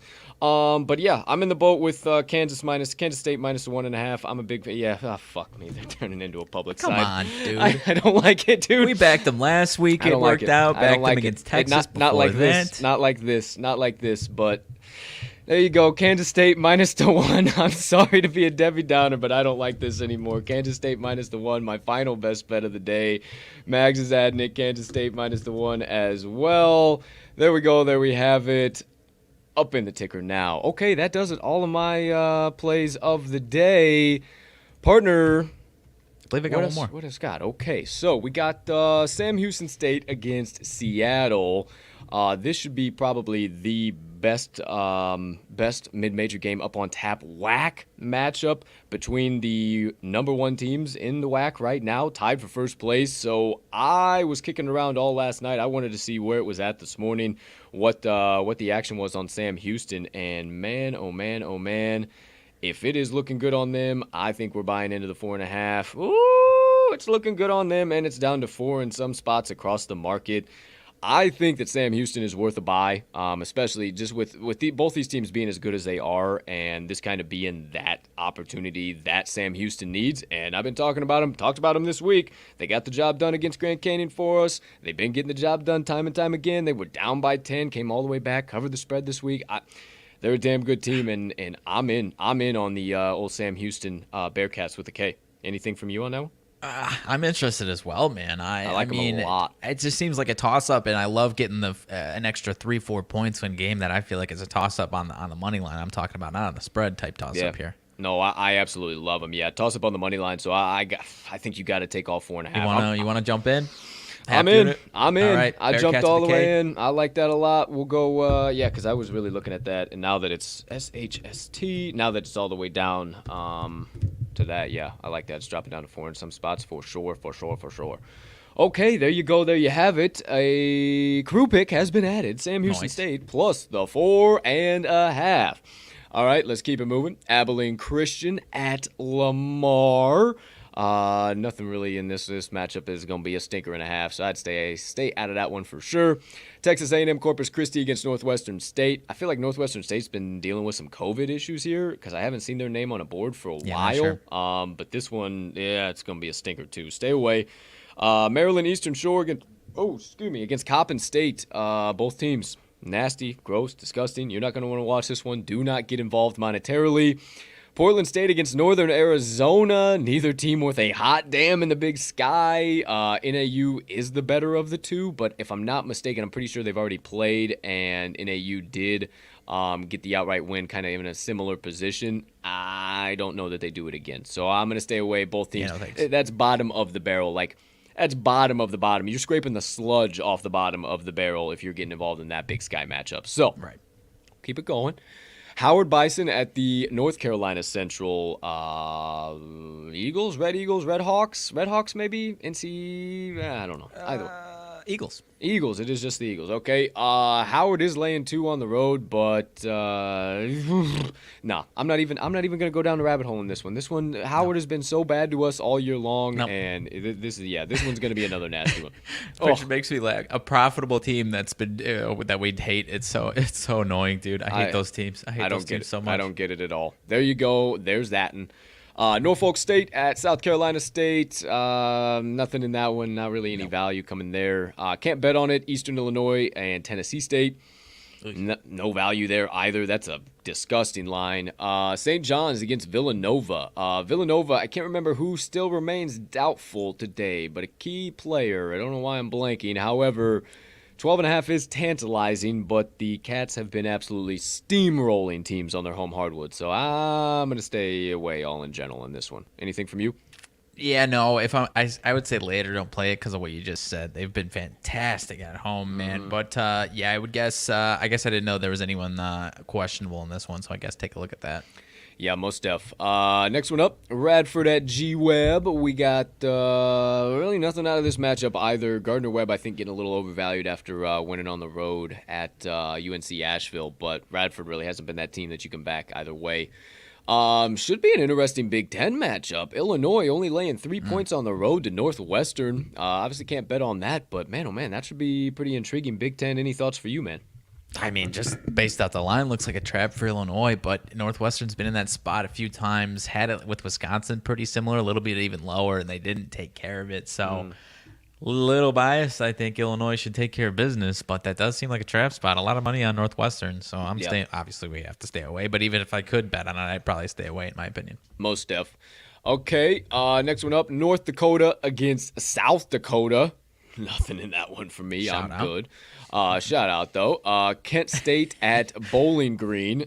This one's, oh boy, this is going to be a matchup and a half. I would say later don't play it with Bowling Green, but I just don't have the owns to get involved in one like this. This is it's going to be a weird action game for sure. Northeast matchup, St. Francis, PA against Mount St. Mary's. Nothing really in that one. Don't need to worry about that. UT Arlington against Texas State. Hey, we cashed the ticket. Now stay the fuck away. Do not buy into... Same game, right? The same team, same everything. Okay, yeah. Remember, it was part of my analysis. Hey, their very next team, they play each other, except it's home versus away. Yeah, that's exactly what this is. UTA was 3.5-point dogs. Now they're 6.5. Don't buy into University of Texas Arlington. Don't buy into University of Texas Arlington. Next one up, Lipscombers. I can't even remember what the hell them guys are. Against the North Florida, they are the Bison. That's right. Against the North Florida Hawks, I want to say it is. I don't Ospreys. Ospreys. That's right. A little bit of longer beak on them bad boys. That would be the key giveaway there. 2-point home favorite for those Ospreys. Maybe worth a little bit of a parlay ad if you want a little something extra on the 4 o'clock slate.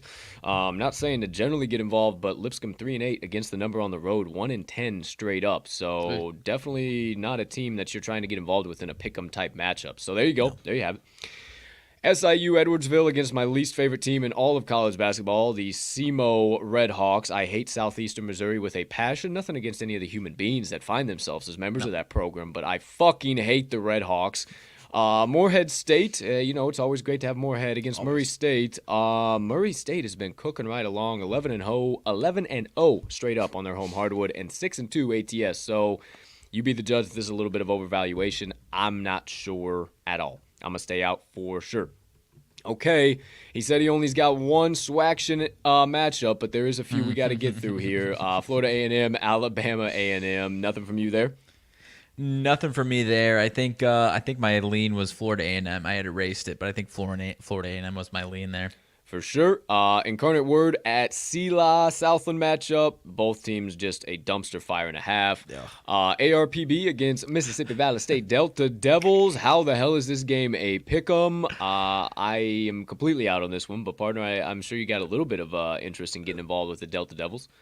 I mean, it's up to 2.5. I just honestly want to take their money line to get their actual first swag win. So not happening today. This is the worst matchup, without a doubt. This might be the worst matchup that you could put together on the entire college basketball season, and it's going to be a dumpster fire. I don't care to put my action on it as much as I would love to as a degenerate gambler. 0-14 straight up on the road for the Lions of Arkansas Pine Bluff. 0-6 straight up for the Delta Devils of Mississippi Valley on their home hardwood. 1-17 overall for Mississippi Valley. 4-17 for Arkansas Pine Bluff. You want to get involved, man? I'd almost say take that doggone money line on Mississippi Valley State. I'd almost say so. But there you go. There you have it. I'm not going to get involved. They burned me a couple times when I tried to finally back them this year. Next one up, we're going to the Pac-12, but I'm not getting involved. I hope you're not either, partner. Utah Utes against the Washington State Huskies. Huskies 1.5-point home favorite. Total currently at 139.5 from open at 137.5. Anything from you, sir? No, sir. I did not realize how far Utah has fallen off of a cliff, man. Ever since the last time these two teams met, I took the first meeting, Washington plus 10. They won outright, and I told you it was a bad matchup for Utah, but at 12, what is this? A 12-point swing almost as far as the spread is concerned. No, thank you, dude. No. This one's gonna be gross. I don't have any interest in backing Washington for the second time in this matchup. For sure, Grambling State, Jackson State. No need to talk about that. Not that one. Hampton and Charleston Southern. North Alabama, Kennesaw State. No. Central Arkansas at Jacksonville. You know, the old Dolphins have been our boys from time to time, but 10 points way too much to lay at home. Yale at Princeton, little Ivy League action. I would say lay it with Princeton or don't get involved whatsoever. They have been an absolute wagon. Yale kind of coming around their last few games, but I don't have any confidence in them whatsoever. ACC matchup, partner. Virginia Cavaliers go into South Bend to play the Notre Dame Fighting Irish. Fighting Irish lay 3.5 at home. Total holding firm at 124.5. Anything from you in this one? No, it's a tough one. Notre Dame at home has been fantastic. Virginia's owned them in this matchup, though, so kind of immovable object meets unstoppable force, if you will. I love it. I absolutely love it. We are in the final stretch, my friends. This is the last 10 minutes of the second half, if you will, of any college basketball game you're watching. So strap in. It's about to get sweaty.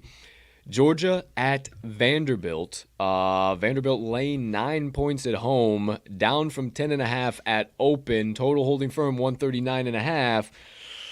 Partner, I wanted to get involved with Georgia, but I just couldn't do it. What say you? I would probably say Georgia or nothing, right? But they do look like a big fat public dog, man. I don't want any action on this one. Vanderbilt, when they have their best day, they can absolutely cover a spread like this against a team like Georgia, but you never know what you're going to get from Vandy at this point in the season, it seems like. I agree with you there, my friend. Next one up, SoCon matchup. Furman Paladins against the Mercer Bears. Paladins should roll in this matchup, but they have not been able to cover too well on the road. 4-5-2 against the number away from home. So I don't know. I'd say scoop up the points in this SoCon matchup with the Bears, but you obviously, me being the SoCon guy, I don't have a play out of this game. So I'd say stay away in general. Next one up. We got probably one of the better games on tap. Blue Bloods through and through. Kentucky Wildcats against the Kansas Jayhawks. Shades of March, if I do say so myself. Jayhawks, 5-point home favorite. I think that is very, very, very worthwhile. And 152.5 is the total, down from 153. Partner, you got anything in this one?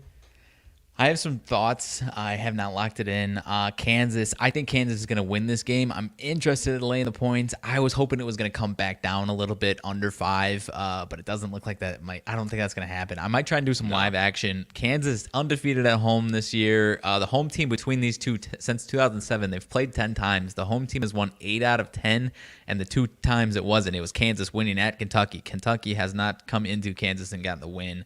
Okay. So if you could get Kansas at a better number, that's kind of what my hope is, to have this game start, Kentucky get up 10-6 or something like that, and maybe the line drops down to 2.5, 3 or something like that. That's my hope for this one. Otherwise, I'm probably staying out. For sure. Yeah, you know me. I don't get all too involved in the old Blue Blood. So yeah, I think it's gonna be a hell of a one to watch. I mean, I'll get involved come tournament time, March Madness, all that shit in the Blue Bloods. But right now, I like to watch them a little bit more. Mississippi State against Texas Tech, and the next one up, I would be hard-pressed to believe that my partner's not laying the 7.5 with the Texas Tech Red Raiders, but who am I? What do I know? I decided to stay away. Partner, what say you?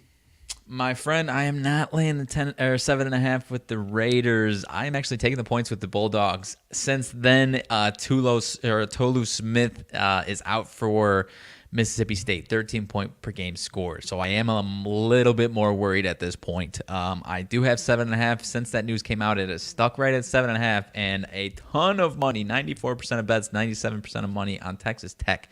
I personally just think this is too many points for Mississippi State. I think they're also a really solid team. They're one of my favorite SEC teams to back. As much as I like Texas Tech and I think they win this one, partner, I just think it's going to be a lot closer. Mississippi State just took Kentucky on the road to overtime and hung with them tooth and nail for just about that entire game. I am a lot more concerned now with Smith out of this one, but I still got the Bulldogs plus 7.5. Like that, it hasn't moved at all since that news either. So I'll stick with it, but be a little more tentative at this point. Yeah, I like everything you're saying. I was actually interested in laying the 7.5 with Texas Tech right off the bat. Mississippi State has just scared me on the road, and I'm surprised that I can't lie to you. I'm actually surprised that Texas Tech is the public side, because I thought a lot of people were going to be backing that big point public dog, especially after that just absolute heartbreaker in overtime. Oh fuck, they covered. This is their time. And I like where your head's at for sure, though. Because I think 7.5 is just a little bit too much for where they have been. And that news coming out, no movement. Definitely stay tentative. That's why where our heads are right now is why I kind of stayed out of this one. So I like where your head's at for sure, though. Texas Tech has got to be due to scuffle at some point in time. And hey, I think it starts today. So there you go. There you have it. Next action matchup up on tap: Texas Southern against Prairie View A&M. I don't understand this whatsoever. Prairie View A&M is a dumpster fire, and they're only a 3-point dog against a much better Texas Southern Tigers team. So I'm very confused as to what's going on there. I would say lay it with the Tigers or don't play it at all, but that seems nasty to me. And you got the old action, man. Yeah, I am 100% in agreement with you. Excuse me. But yeah, why is it so low is kind of what's kept me out of it. Otherwise, I might do a little ad on this one, but I don't know. 100%. Okay, we'll keep it going. Little Big Sky matchup. Idaho Vandals against the Montana State Bobcats. Bobcats, yes. Okay. All I see is the fucking logos and the team name. I don't have the That's actual. Good guess for Bobcat. Yeah. Because it's like a mixture between the two. It's some type of something, but it's like not a firm Bobcat. But either way, hey, there's a rabbit hole for you. It's not a firm Bobcat. Not a firm Bobcat. Laying 14 are those Bobcats on their home hardwood. I would say that's overvalued as fuck. 7-1 straight up, 3-3 against the number. But the Vandals ain't worth a shit at all. However, they have been covering on the road, 7-2 ATS. I'm not telling you to get in the boat with the Vandals. I know I'm your Big Sky authority here at TTL, but you get to 5 o'clock and you need something extra. Maybe scoop to 14. I don't know, but stay out of this one for now. Next one up, partner. I listened to you yesterday on Jeff Dawson's show talk about this matchup, about, hey, if I'm fucking going anywhere, I am scooping the points with Nebraska at home just because of how sheerly brutal Rutgers has been on the road, 1-6 straight up and against the number so far this season. But I don't think I can get in the boat with the Cornhuskers, and I'll be damned if you find me in the wagon with the Scarlet Knights. This is a Big Ten stay away from me, my man. Hard stay away. I don't have anything to add, dude. You took the words right out of my mouth. I no inch. Back in Fred Hoiberg the other night, just brought up a lot of mixed emotions of bad memories, and just I don't like when I'm on the same side as Fred Hoiberg post Iowa State days. So yeah, keep me out of it. 100%. Okay, next one up. Can't bet on it, but I think I would lay it with the Huskies. UConn against DePaul.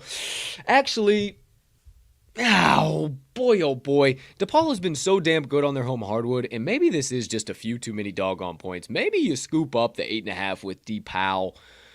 They have been good, man. Them Blue Demons are sneaky as shit, and they were good last year, man. And they're rolling right into this year, but 10-9 straight up. The only place that they've played well is at home. So if you're giving them 8.5, UConn's rolling though. I know they are. But hey, having to travel halfway across the country in that fucking snow and bullshit, and now playing in the Midwest, you trying to go, dude? Wintrust Arena, 5 o'clock. Hey, let's rock. Let's rock. It ain't that far away. We'll be right there in a minute. Maybe we'll talk about it post show. Next one up. Hofstra Pride against the UNC Wilmington Skyhawks. No, they're not the Skyhawks. That's UT Martin. These are just the Seahawks. UNC Wilmington Seahawks. Am I right? Hell yeah. Yep.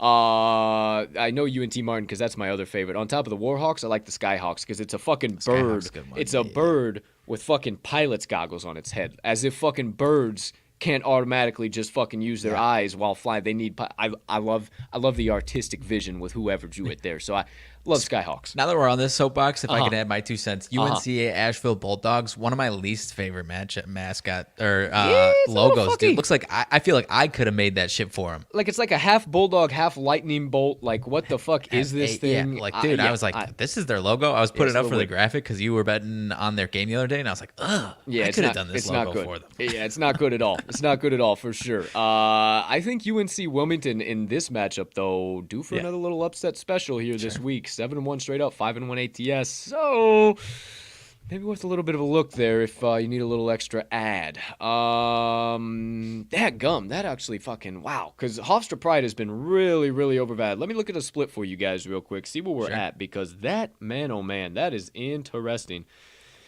Looks like Hofstra is the public side, but not really any bet or money splits yet. However, UNC Wilmington, somebody dropped a bag on their money line. Really? 97% actual money coming in on their money line. So something to think about. We get around to the 6 o'clock. Something to profitable think about. Teams. Hofstra's won the last 4 between the two, though. Fairly convincingly. So be tentative on that one then.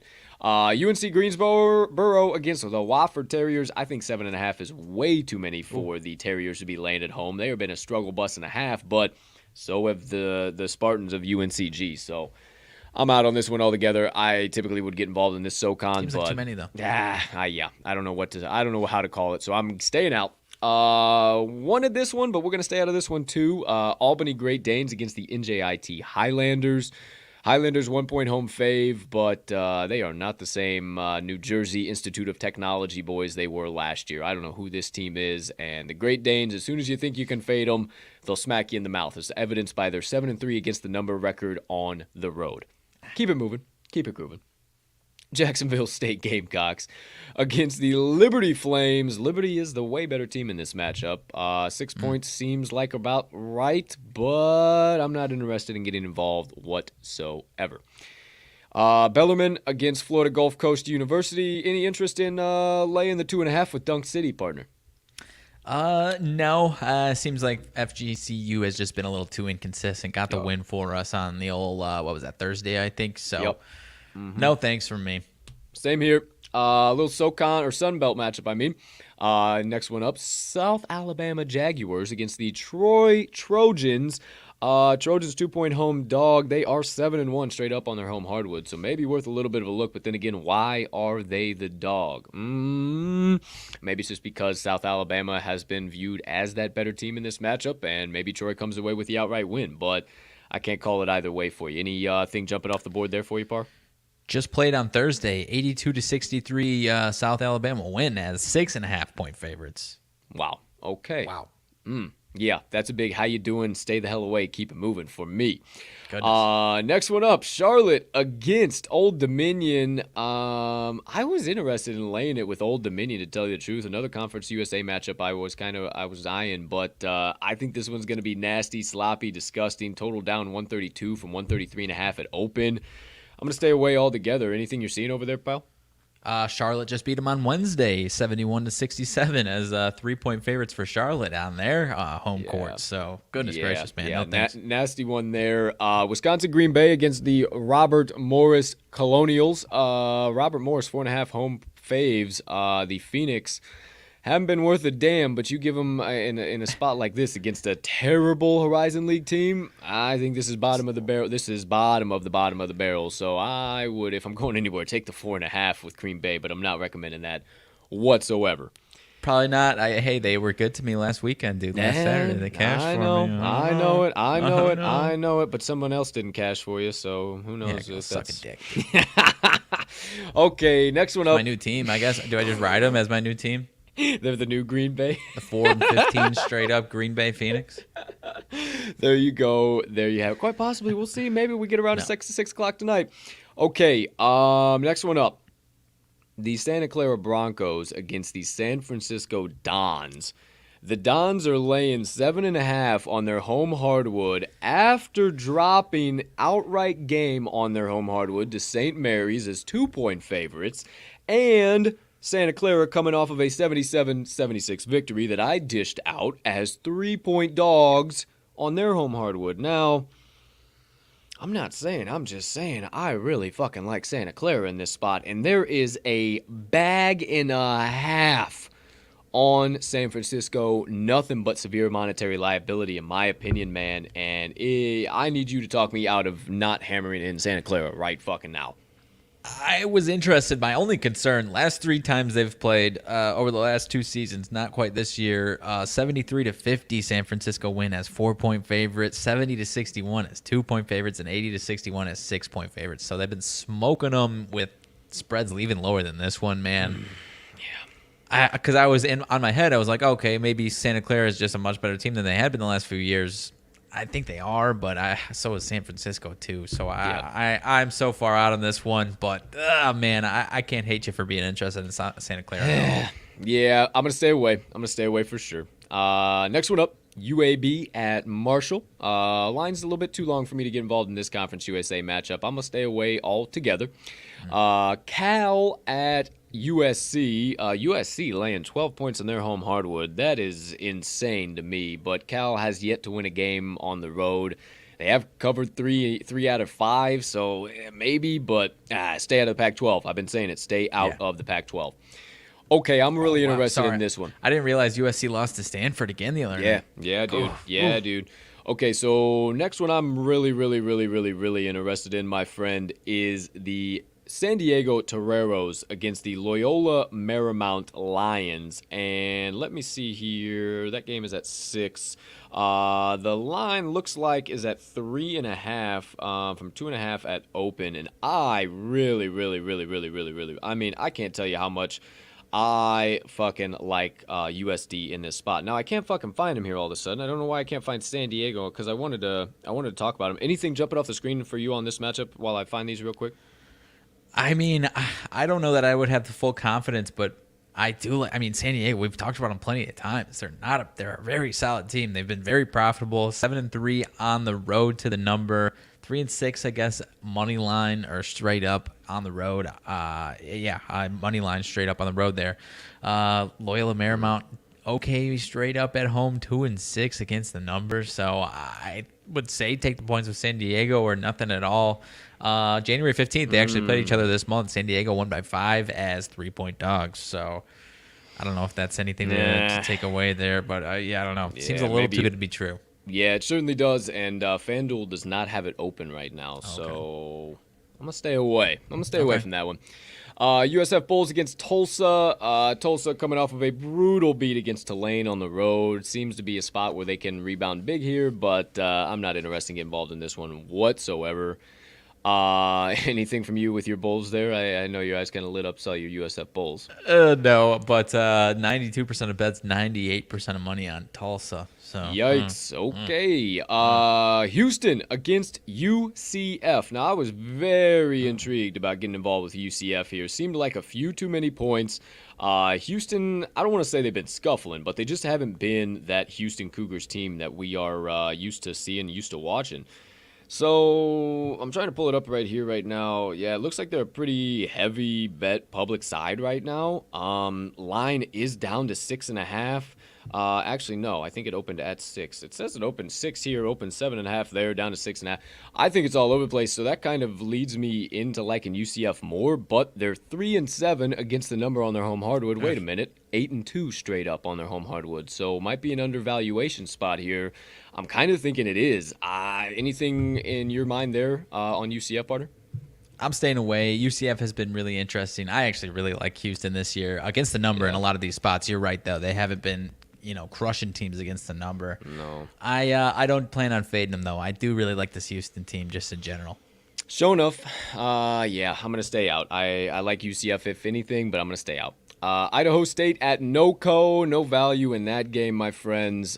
Cal State Fullerton against University of Cal Riverside. Riverside intrigued me. Cal State Fullerton's been really damn good on the road. 6-1-1 against the number, man. And you're giving 1.5 to them. That just really intrigues me. Let me look at a little bit of money splits here, see if I can tell you anything. It looks like everybody and their dogs are on Cal State Fullerton. So, it's a stay away from me, my man. Moving it along, Pepperdine getting 20 points on the road at St. Mary's. I'm not touching that game with a 10-foot pole. I am not touching it. That seems like way too many. Just the type of pace that St. Mary's plays, though, right? Yes, I mean, I don't know that I've seen that. Yeah, that is way too many points. But I do not trust the Waves whatsoever. Swaction, Bethune-Cookman against Alabama State. Anything from you or any thoughts in general if anybody wants to get involved? No, Alabama State's been one of the teams that I don't have quite as good of a read on as the others, if that is possible on any of the teams at all. All right. Nicholls State against Houston Baptist. No good there. No value. Tarleton State against the University of Texas Rio Grande Valley Vaqueros. You know how much I love to say that. Yeah. No value in that one for me at all. Georgia Southern against the Raging Cajuns, ULL, Louisiana Lafayette. I think that's too many points for ULL to be laying at home, but I got no staunch opinions on that one. I'll stay out. Right. Wake Forest Demon Deacons going to the Carrier Dome to play the Syracuse Orange. Orange, 1.5. Home favorites. I'm saying lay it or don't play it. Because Wake Forest, them being 4-1 against the number on the road, is just them being big dogs. They're 3-2 straight up. Place where they've really been good is their home hardwood. If this was a spread in Wake Forest, I'm taking Wake Forest every day, every hour for the next 10 hours. Yeah. All day today. But with this being at the Carrier Dome, I'm good. I think we're going to see some. I actually have been interested in Syracuse. It's just been so gross all season long. I think they're due for a positive regression bounce back offensively. Been down the last couple. Wake Forest doesn't shoot the three well, which is like the biggest thing that can terrorize Syracuse. They don't shoot it at all. I think are outside top 200 percentage-wise there. Not terrible defending it, though, so that was kind of what had been keeping me out because I think Syracuse is going to have to knock down their own three ball in this one to stay alive. Gun to my head, I'm going Syracuse, but I don't know if I'm going to be joining them on this one or not. For sure, my man. We will keep it moving. I am in kind of the same page, same boat as you are, but I don't think I'm going to be joining them either. So keep it moving. Tennessee Volunteers, number 20, against the number 25, now ranked Texas Longhorns. I think this is a setup and a half for the Tennessee Vols, but I can't figure out a way to confidently back Texas. Partner, it seems to be the same case for you. What you got? I mean, yeah, 100%. Everything you just said.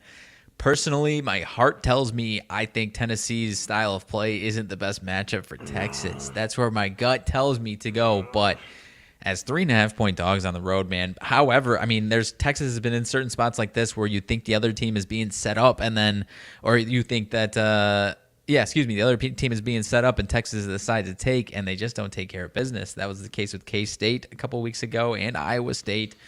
And, man, I want Tennessee, but for everything that you just said of why not to take them is why I have not been taking them so far to this point. I'll spin your head around a couple times. 19% of bets and 71% of actual money coming in on the plus 3.5 on Tennessee. Sharp see the value in it, man. I want to get involved in that one bad. I want that 3.5 bad, but also it going up to 3.5 from 2.5. Like, there's just too much. Stay away. Son of a bitch. Stay away. There's too much shit. There's too much shit in this game. That's why we target lower levels games. Yeah, I can't promise you which fucking side is going to take care of business. So moving along. Before our brains pop out of our ears, Evansville Aces against the Missouri State Bears. No value in that one. Bears way too many doggone points. South Carolina at Texas A&M. I would say lay it with the Aggies because South Carolina has not been worth a damn on the road. 1-4 straight up and against the number. But I don't know if you can trust Texas A&M laying that many doggone points. So I'm going to stay away in general. Kansas City, the Kangaroos, baby, against the Nebraska Omaha Mavericks. Yeah, nothing in that one. I'm good. I would say lay it with the Roos if you got to get involved, but nobody knows who the fuck the Kangaroos are, so just stay the fuck out of it. Florida International against University of Texas El Paso, the UTEP Miners. FIU has been a dumpster fire on the road. 0-7 straight up, 0-6-1 against the number. UTEP ain't been worth a damn at home, but better than fucking that. So I've seen shout out. No, actually, I'm not going to shout you out because I've been cool to you and you've been cool to me, so I'm not going to fucking shout you out. Fuck you. Somebody I know that we've known for a long time in this industry, but has been ghosting us as of late and been playing Betty Big Tits. Been playing Betty Big Tits over there. FIU. Been playing FIU a lot, and FIU's been smacking them in the fucking mouth. So maybe they'll play FIU again today and get smacked in the mouth again. So there you go. There you have it. You want to play Betty Big Tits on me? I don't give a fuck.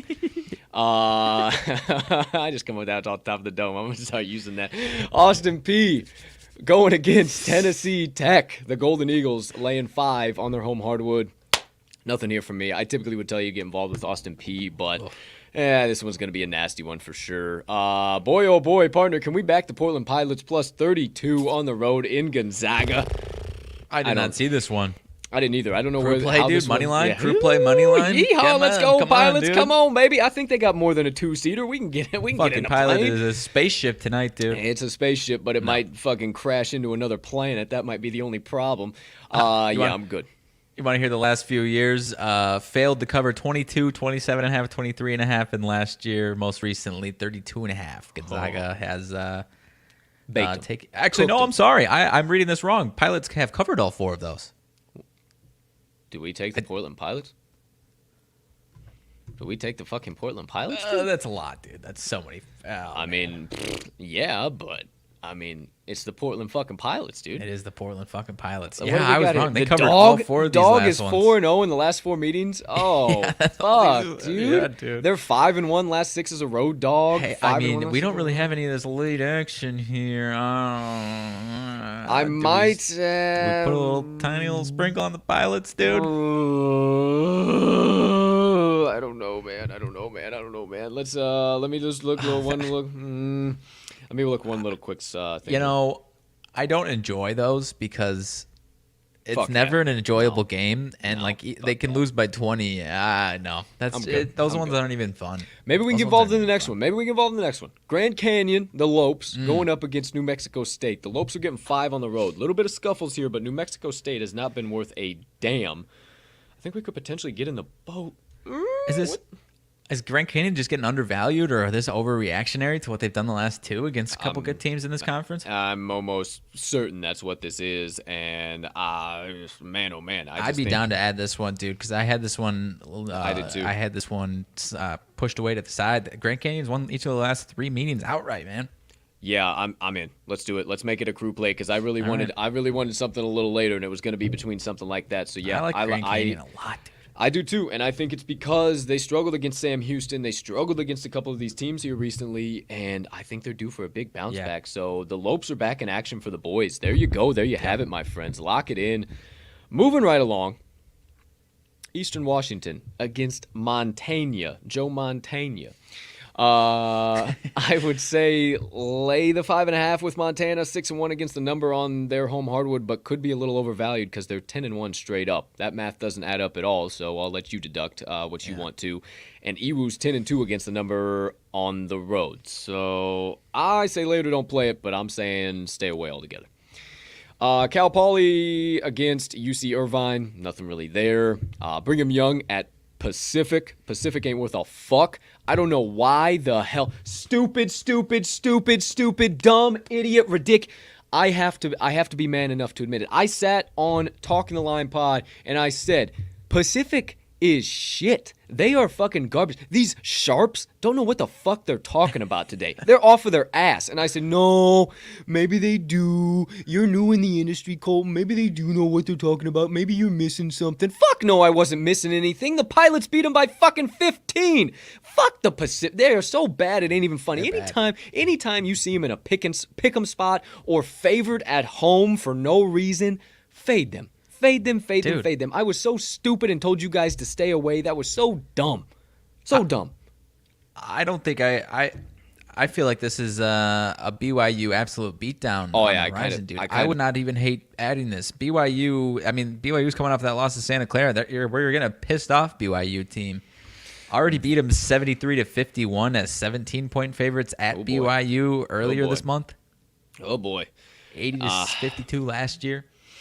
And it does look like Pacific is quickly becoming this home dog. 61% of bets, 73% of money, and the line is going up to 13 from 12.5. So you tell me. Is this too much of a spike play? I don't hate BYU laying the points. I don't hate laying it either because I think after that fucking brutal beat against South Carolina, I think they absolutely dog walk these boys today. I mean, like, come on, dude. Pacific hasn't covered a game, and I don't know how long. I'm jumping in. I don't lay chalk like that, but dude, yes. Pacific is so bad. Like, I'm sitting here telling you guys this right now, and I'm not going to heed to my own advice. Yeah. The Tigers 0-6 ATS, last 6 following an ATS loss. Same 0-6 ATS following a straight up loss. 0-4 against the number last 4 Saturday games. 7-19 ATS last 26 as a dog. BYU 15-6-1 last 22 against the number on the road. 13-5-1 ATS last 19 Saturday games. 19-6-1 last 26 against the number following an ATS loss, and 17-5 against the number last 22 following a straight up loss. Road team also 4-1 ATS last 5 meetings. Their margin of loss on the ATS lines have been unbelievable this year, dude. Give me a break. Yeah, let's lay it with BYU. I like that actually. I like that. You know what? I typically don't like fucking doing that, but I am in on that. Minus 13 for the BYU Cougars. Okay. There we go. There we have that. Now let's keep it moving, keep it grooving. Only a few more games remain. Stanford at UCLA. Gee, Stanford has been a fucking weird team right now. The Trees are playing world beaters, but am I going to not back a man who's more consistent than a few good men on a rainy Sunday? No, I love Mick Cronin, CC John Rothstein. I'm all about it in the Bruins. I've been so fucking tentative, man. I can't wait till tournament time so I can actually start backing these boys again. They've had no value all year long. They just get severely undervalued come March, and that's when you can start to find the value on them. 100%. I got no interest on this one specifically, though. 100%. Another Pac-12 game I think we should stay out of, but should be a good matchup. Oregon State at Oregon. Oregon has just been absolutely bananas, but Oregon State figuring out a thing or two here or there when you least expect it, and you're like, oh, it's time to fade Oregon State once again. They fucking kick you in the teeth with them big old fucking beaver buck teeth, man. They just come fucking, hey, look at us again. Look at us. We covered our spread. That's what they do every fucking 14 time. straight up, man. Good. I know. It ain't fucking good. And then all of a sudden, out of nowhere, they just cover a damn fucking game. You're right. So stupid. So stay away from that one, but enjoy it for sure.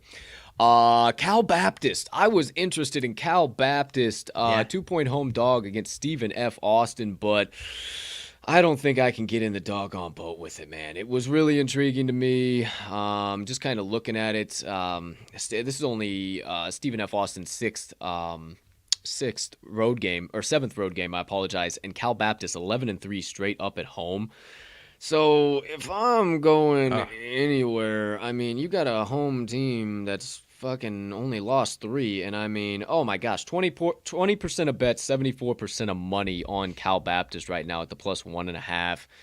I really like this Cal Baptist team, man. This one really, this one, they have been a team that is just here as of late. They've just been fucking, I don't know. Because I like SFA. I like SFA in a lot of spots. I just don't know how these two teams match up, if I'm being totally honest. Yeah. Lumberjacks 1-7 against the number, last 8 as a favorite. 1-4 for the Lancers, last 5 as a dog. So, yeah, as I look at it a little harder, stay away from this one altogether. No need to get involved. Okay, moving right along. A few more remain. Weber State against Sacramento State. Stay out of this one all in general. It seems like it's the right amount of points. Weber State 7-1 against the number on the road. Sacramento State, the Hornets, real bad ball club. But you don't need to get involved with them whatsoever. Coming off a nice 1-point win over the old Idaho State, brutal. Man. Good grief. The How about a Bengals, statement there? even better of a fucking program. CSU Bakersfield against the San Diego Tritons. Tritons were really solid early on in the year, and then they just kind of fell off the face of the earth. I don't know what the hell happened. I don't know. Yeah. Wow. Really bizarre, man. I was kind of looking forward to being able to maybe get back in the boat with them here today, but I'm just not liking what I'm seeing, and no severe movement. And now FanDuel's offering them -1.5 at +102. Books don't offer favored odds at plus money. They just don't do it. So that one's coming off of my bet slip, and I'm telling you to stay the fuck out. Partner, pal. Uh-oh. I want to get involved really bad, and it's on my slip right now. Okay. UCSB Gauchos against the Hawaii Rainbow Warriors. The Rainbow Warriors are a 1-point home favorite. The Gauchos have won 1 game out of 7 and covered 1 game out of 7 on the road so far. They have to fly all the way to Hawaii and are the 1-point dog. You thinking what I'm thinking for a little bit of 10:59 p.m. Central Standard Time action, dog? 1,000% yes. Little Hawaii? 1,000% yes. Yes, absolutely. Doesn't that seem right? Like one of those spots that I tell you about, like, damn, this is that fucking Hawaii spot. Like, fuck. And thank goodness. I mean, I don't know if everyone else just doesn't love betting on Hawaii at almost midnight, but I love it, man. And I love football and basketball, it works out for me, dude. Big time. Okay, it works out for me. And the Gauchos, sorry to cut you off, but the Gauchos just ain't the same team right now. Or this year at all. No, they ain't the same team. So I like where your head's at there a lot. I'm glad we're on the same fucking page, man. Yeah. I think you need to hammer in. We'll add that as well, for sure, because that's a good additional add there too. Because that jumped off of me, but I was like, man, I want to see if this line flips or what it's gonna do, and it ain't gone nowhere. So I love it. And then wrapping it up, the last one of the day. I need to get a fucking soundboard is what I need to do. But the last game up on tap, Utah State Aggies against the Nevada Wolfpack. The Wolfpack, 1 point, singular, point, home favorites. Anything from you in this one, partner? No, sir. I've kind of not lost track of these teams. They've just kind of been all over the place, right? I really don't know what to expect from this one. Yeah, most def. Let me double check one thing here before I finalize and tell you guys everything that we added as well. I don't know if I want to. I think I'm going to stay involved with Longwood. I really think I'm going to stay involved with Longwood. It just feels right. It just really feels right. Yeah, it feels right. I'm sticking with it. Okay, so here's everything that I've added on top of everything we talked about here today. Okay, so add my partners Michigan +4 Also added personal for me, East Tennessee State, plus 3.5. They are 10-0 straight up last 10 meetings with VMI. I think they continue to roll or at the bare minimum cover. I'm laying the 2.5 with Longwood. They've just been too good. Winthrop's too much of a struggle bus right now. Sure. I think it's going to be solid. Sure. Sam Houston State plus the 4.5. We did add those. Oh, I forgot. We did add ETSU too. So those are both in crew adds. ETSU plus the 3 and Sam Houston State plus the 4.5. Looks like ETSU is up plus the 3.5. So we got the hook. Good shit there too. I'm adding your Southern as well, minus the 1.5. Okay. Looks like that's getting the juice. I like that a lot. Added Grand Canyon plus the 5.5. I love that. BYU laying 13 in a huge rebound game against Pacific. And then Hawaii Rainbow Warriors minus 1. That is another crew play to wrap things up. Glad we took time to talk about that one. That's everything I'm adding. Partner, anything I didn't mention I don't have down in the ticker? Anything all together? I am still interested in Xavier, but I'll stick to my word that I'll stay out of the Big East. So everything that you just said as far as the crew adds is what I added so far to this point, and I don't think I'm going to add too much else, man. Whenever I go after these shows and after the best bets, that's when I just add what I think is value at the time, but it's just So I think not the same confidence level. I think that I got 7 that I was just over the moon on. What the fuck is up with Middle Tennessee? What's up with Middleton? Why is that blacked out? What the fuck is going on? I don't know what FanDuel's deal is with Middle Tennessee, bro, but they just fucking it does not compute. Like, they will void it for no reason. Really? It is the weirdest thing. But I think I got I like all 7 of mine. I know I was a little downer on the fucking Kansas State. Hopefully them boys can fucking overcome any of that fucking split, that nonsense they got going there. And then, man, to only add 8 additional after everything we talked through, 145 games, to have 15 plays in general out of all that's still pretty fucking quality over quantity. That's not fucking having 50 million plays. So hopefully you guys got plenty of value there. I got 15 plays all in general. I'll track the rest of them. I played most of them for half units, the majority of them. A few of them I did full units, but I'll track everything for you guys here once we get off the show. Partner, anything else from you, my man? I don't think so, my man. I was trying to look at the other slates. I mean, it's really this. I mean, this is the crown jewel of the day, sports gambling-wise. I mean, I guess we also got a little golf action going on. My boys need to do some work today. Looked at NBA, didn't love anything on my first glance. But outside of that, dude, I'm ready for that. Ready for that Kansas-Kentucky game, dude. I think that is going to be such be a game and a half. An electric factory, dude. What about you? Yeah, that's going to be a game and a half, man. There's a handful of just even these little small fucking mid-major games, man. You know me, on a Saturday. There's some good ones. Yeah, while everybody's kicking their feet up, dicking around with their fucking thumb up their ass, I'm doing all types of chores and meal prepping and cleaning the apartment, but I'm also fucking paying attention to some of the games. So yeah, I'll have plenty of shit I'm locked into. I can't wait to be watching some of these games all day long. So we got loaded tap. Hopefully we got you guys plenty of value. Matter of fact, I know we got you guys plenty of value. Just make sure you get it hammered in. It'll roll in the ticker a couple more times as we let the outro play. Partner, seems like everything's good on your end of the screen. Yes, sir. I was hoping for some additional breaking news, but these Saturday morning shows haven't been too crazy. Nothing, man. I don't think there's any big postponements today either, has there been? Has not been. Cross our fingers, knock on wood. I mean, unless you're a big fan of old UMass Lowell and Hartford Hawks. Other than that, no postponements. I guess so. He hasn't played since January 18th. Trevor Keels is out for Duke. 11.9 point per game score. Damn, that's what Trevor Keels. Why does? Oh, okay, yeah, Dreads, big guy. Yep. Mm-hmm. Yeah, he hasn't played for a hot minute. Damn. Okay. There you go. Oh, I guess I do have a little late breaking. Little something for you there. Want to show off my guy. Hey. This is what is called an ether brew. If you are not into the NFT community, I suggest you get involved very quickly, fastly, and in a hurry. I suggest you mint one of these ether brews. Pretty doggone fucking sick little community.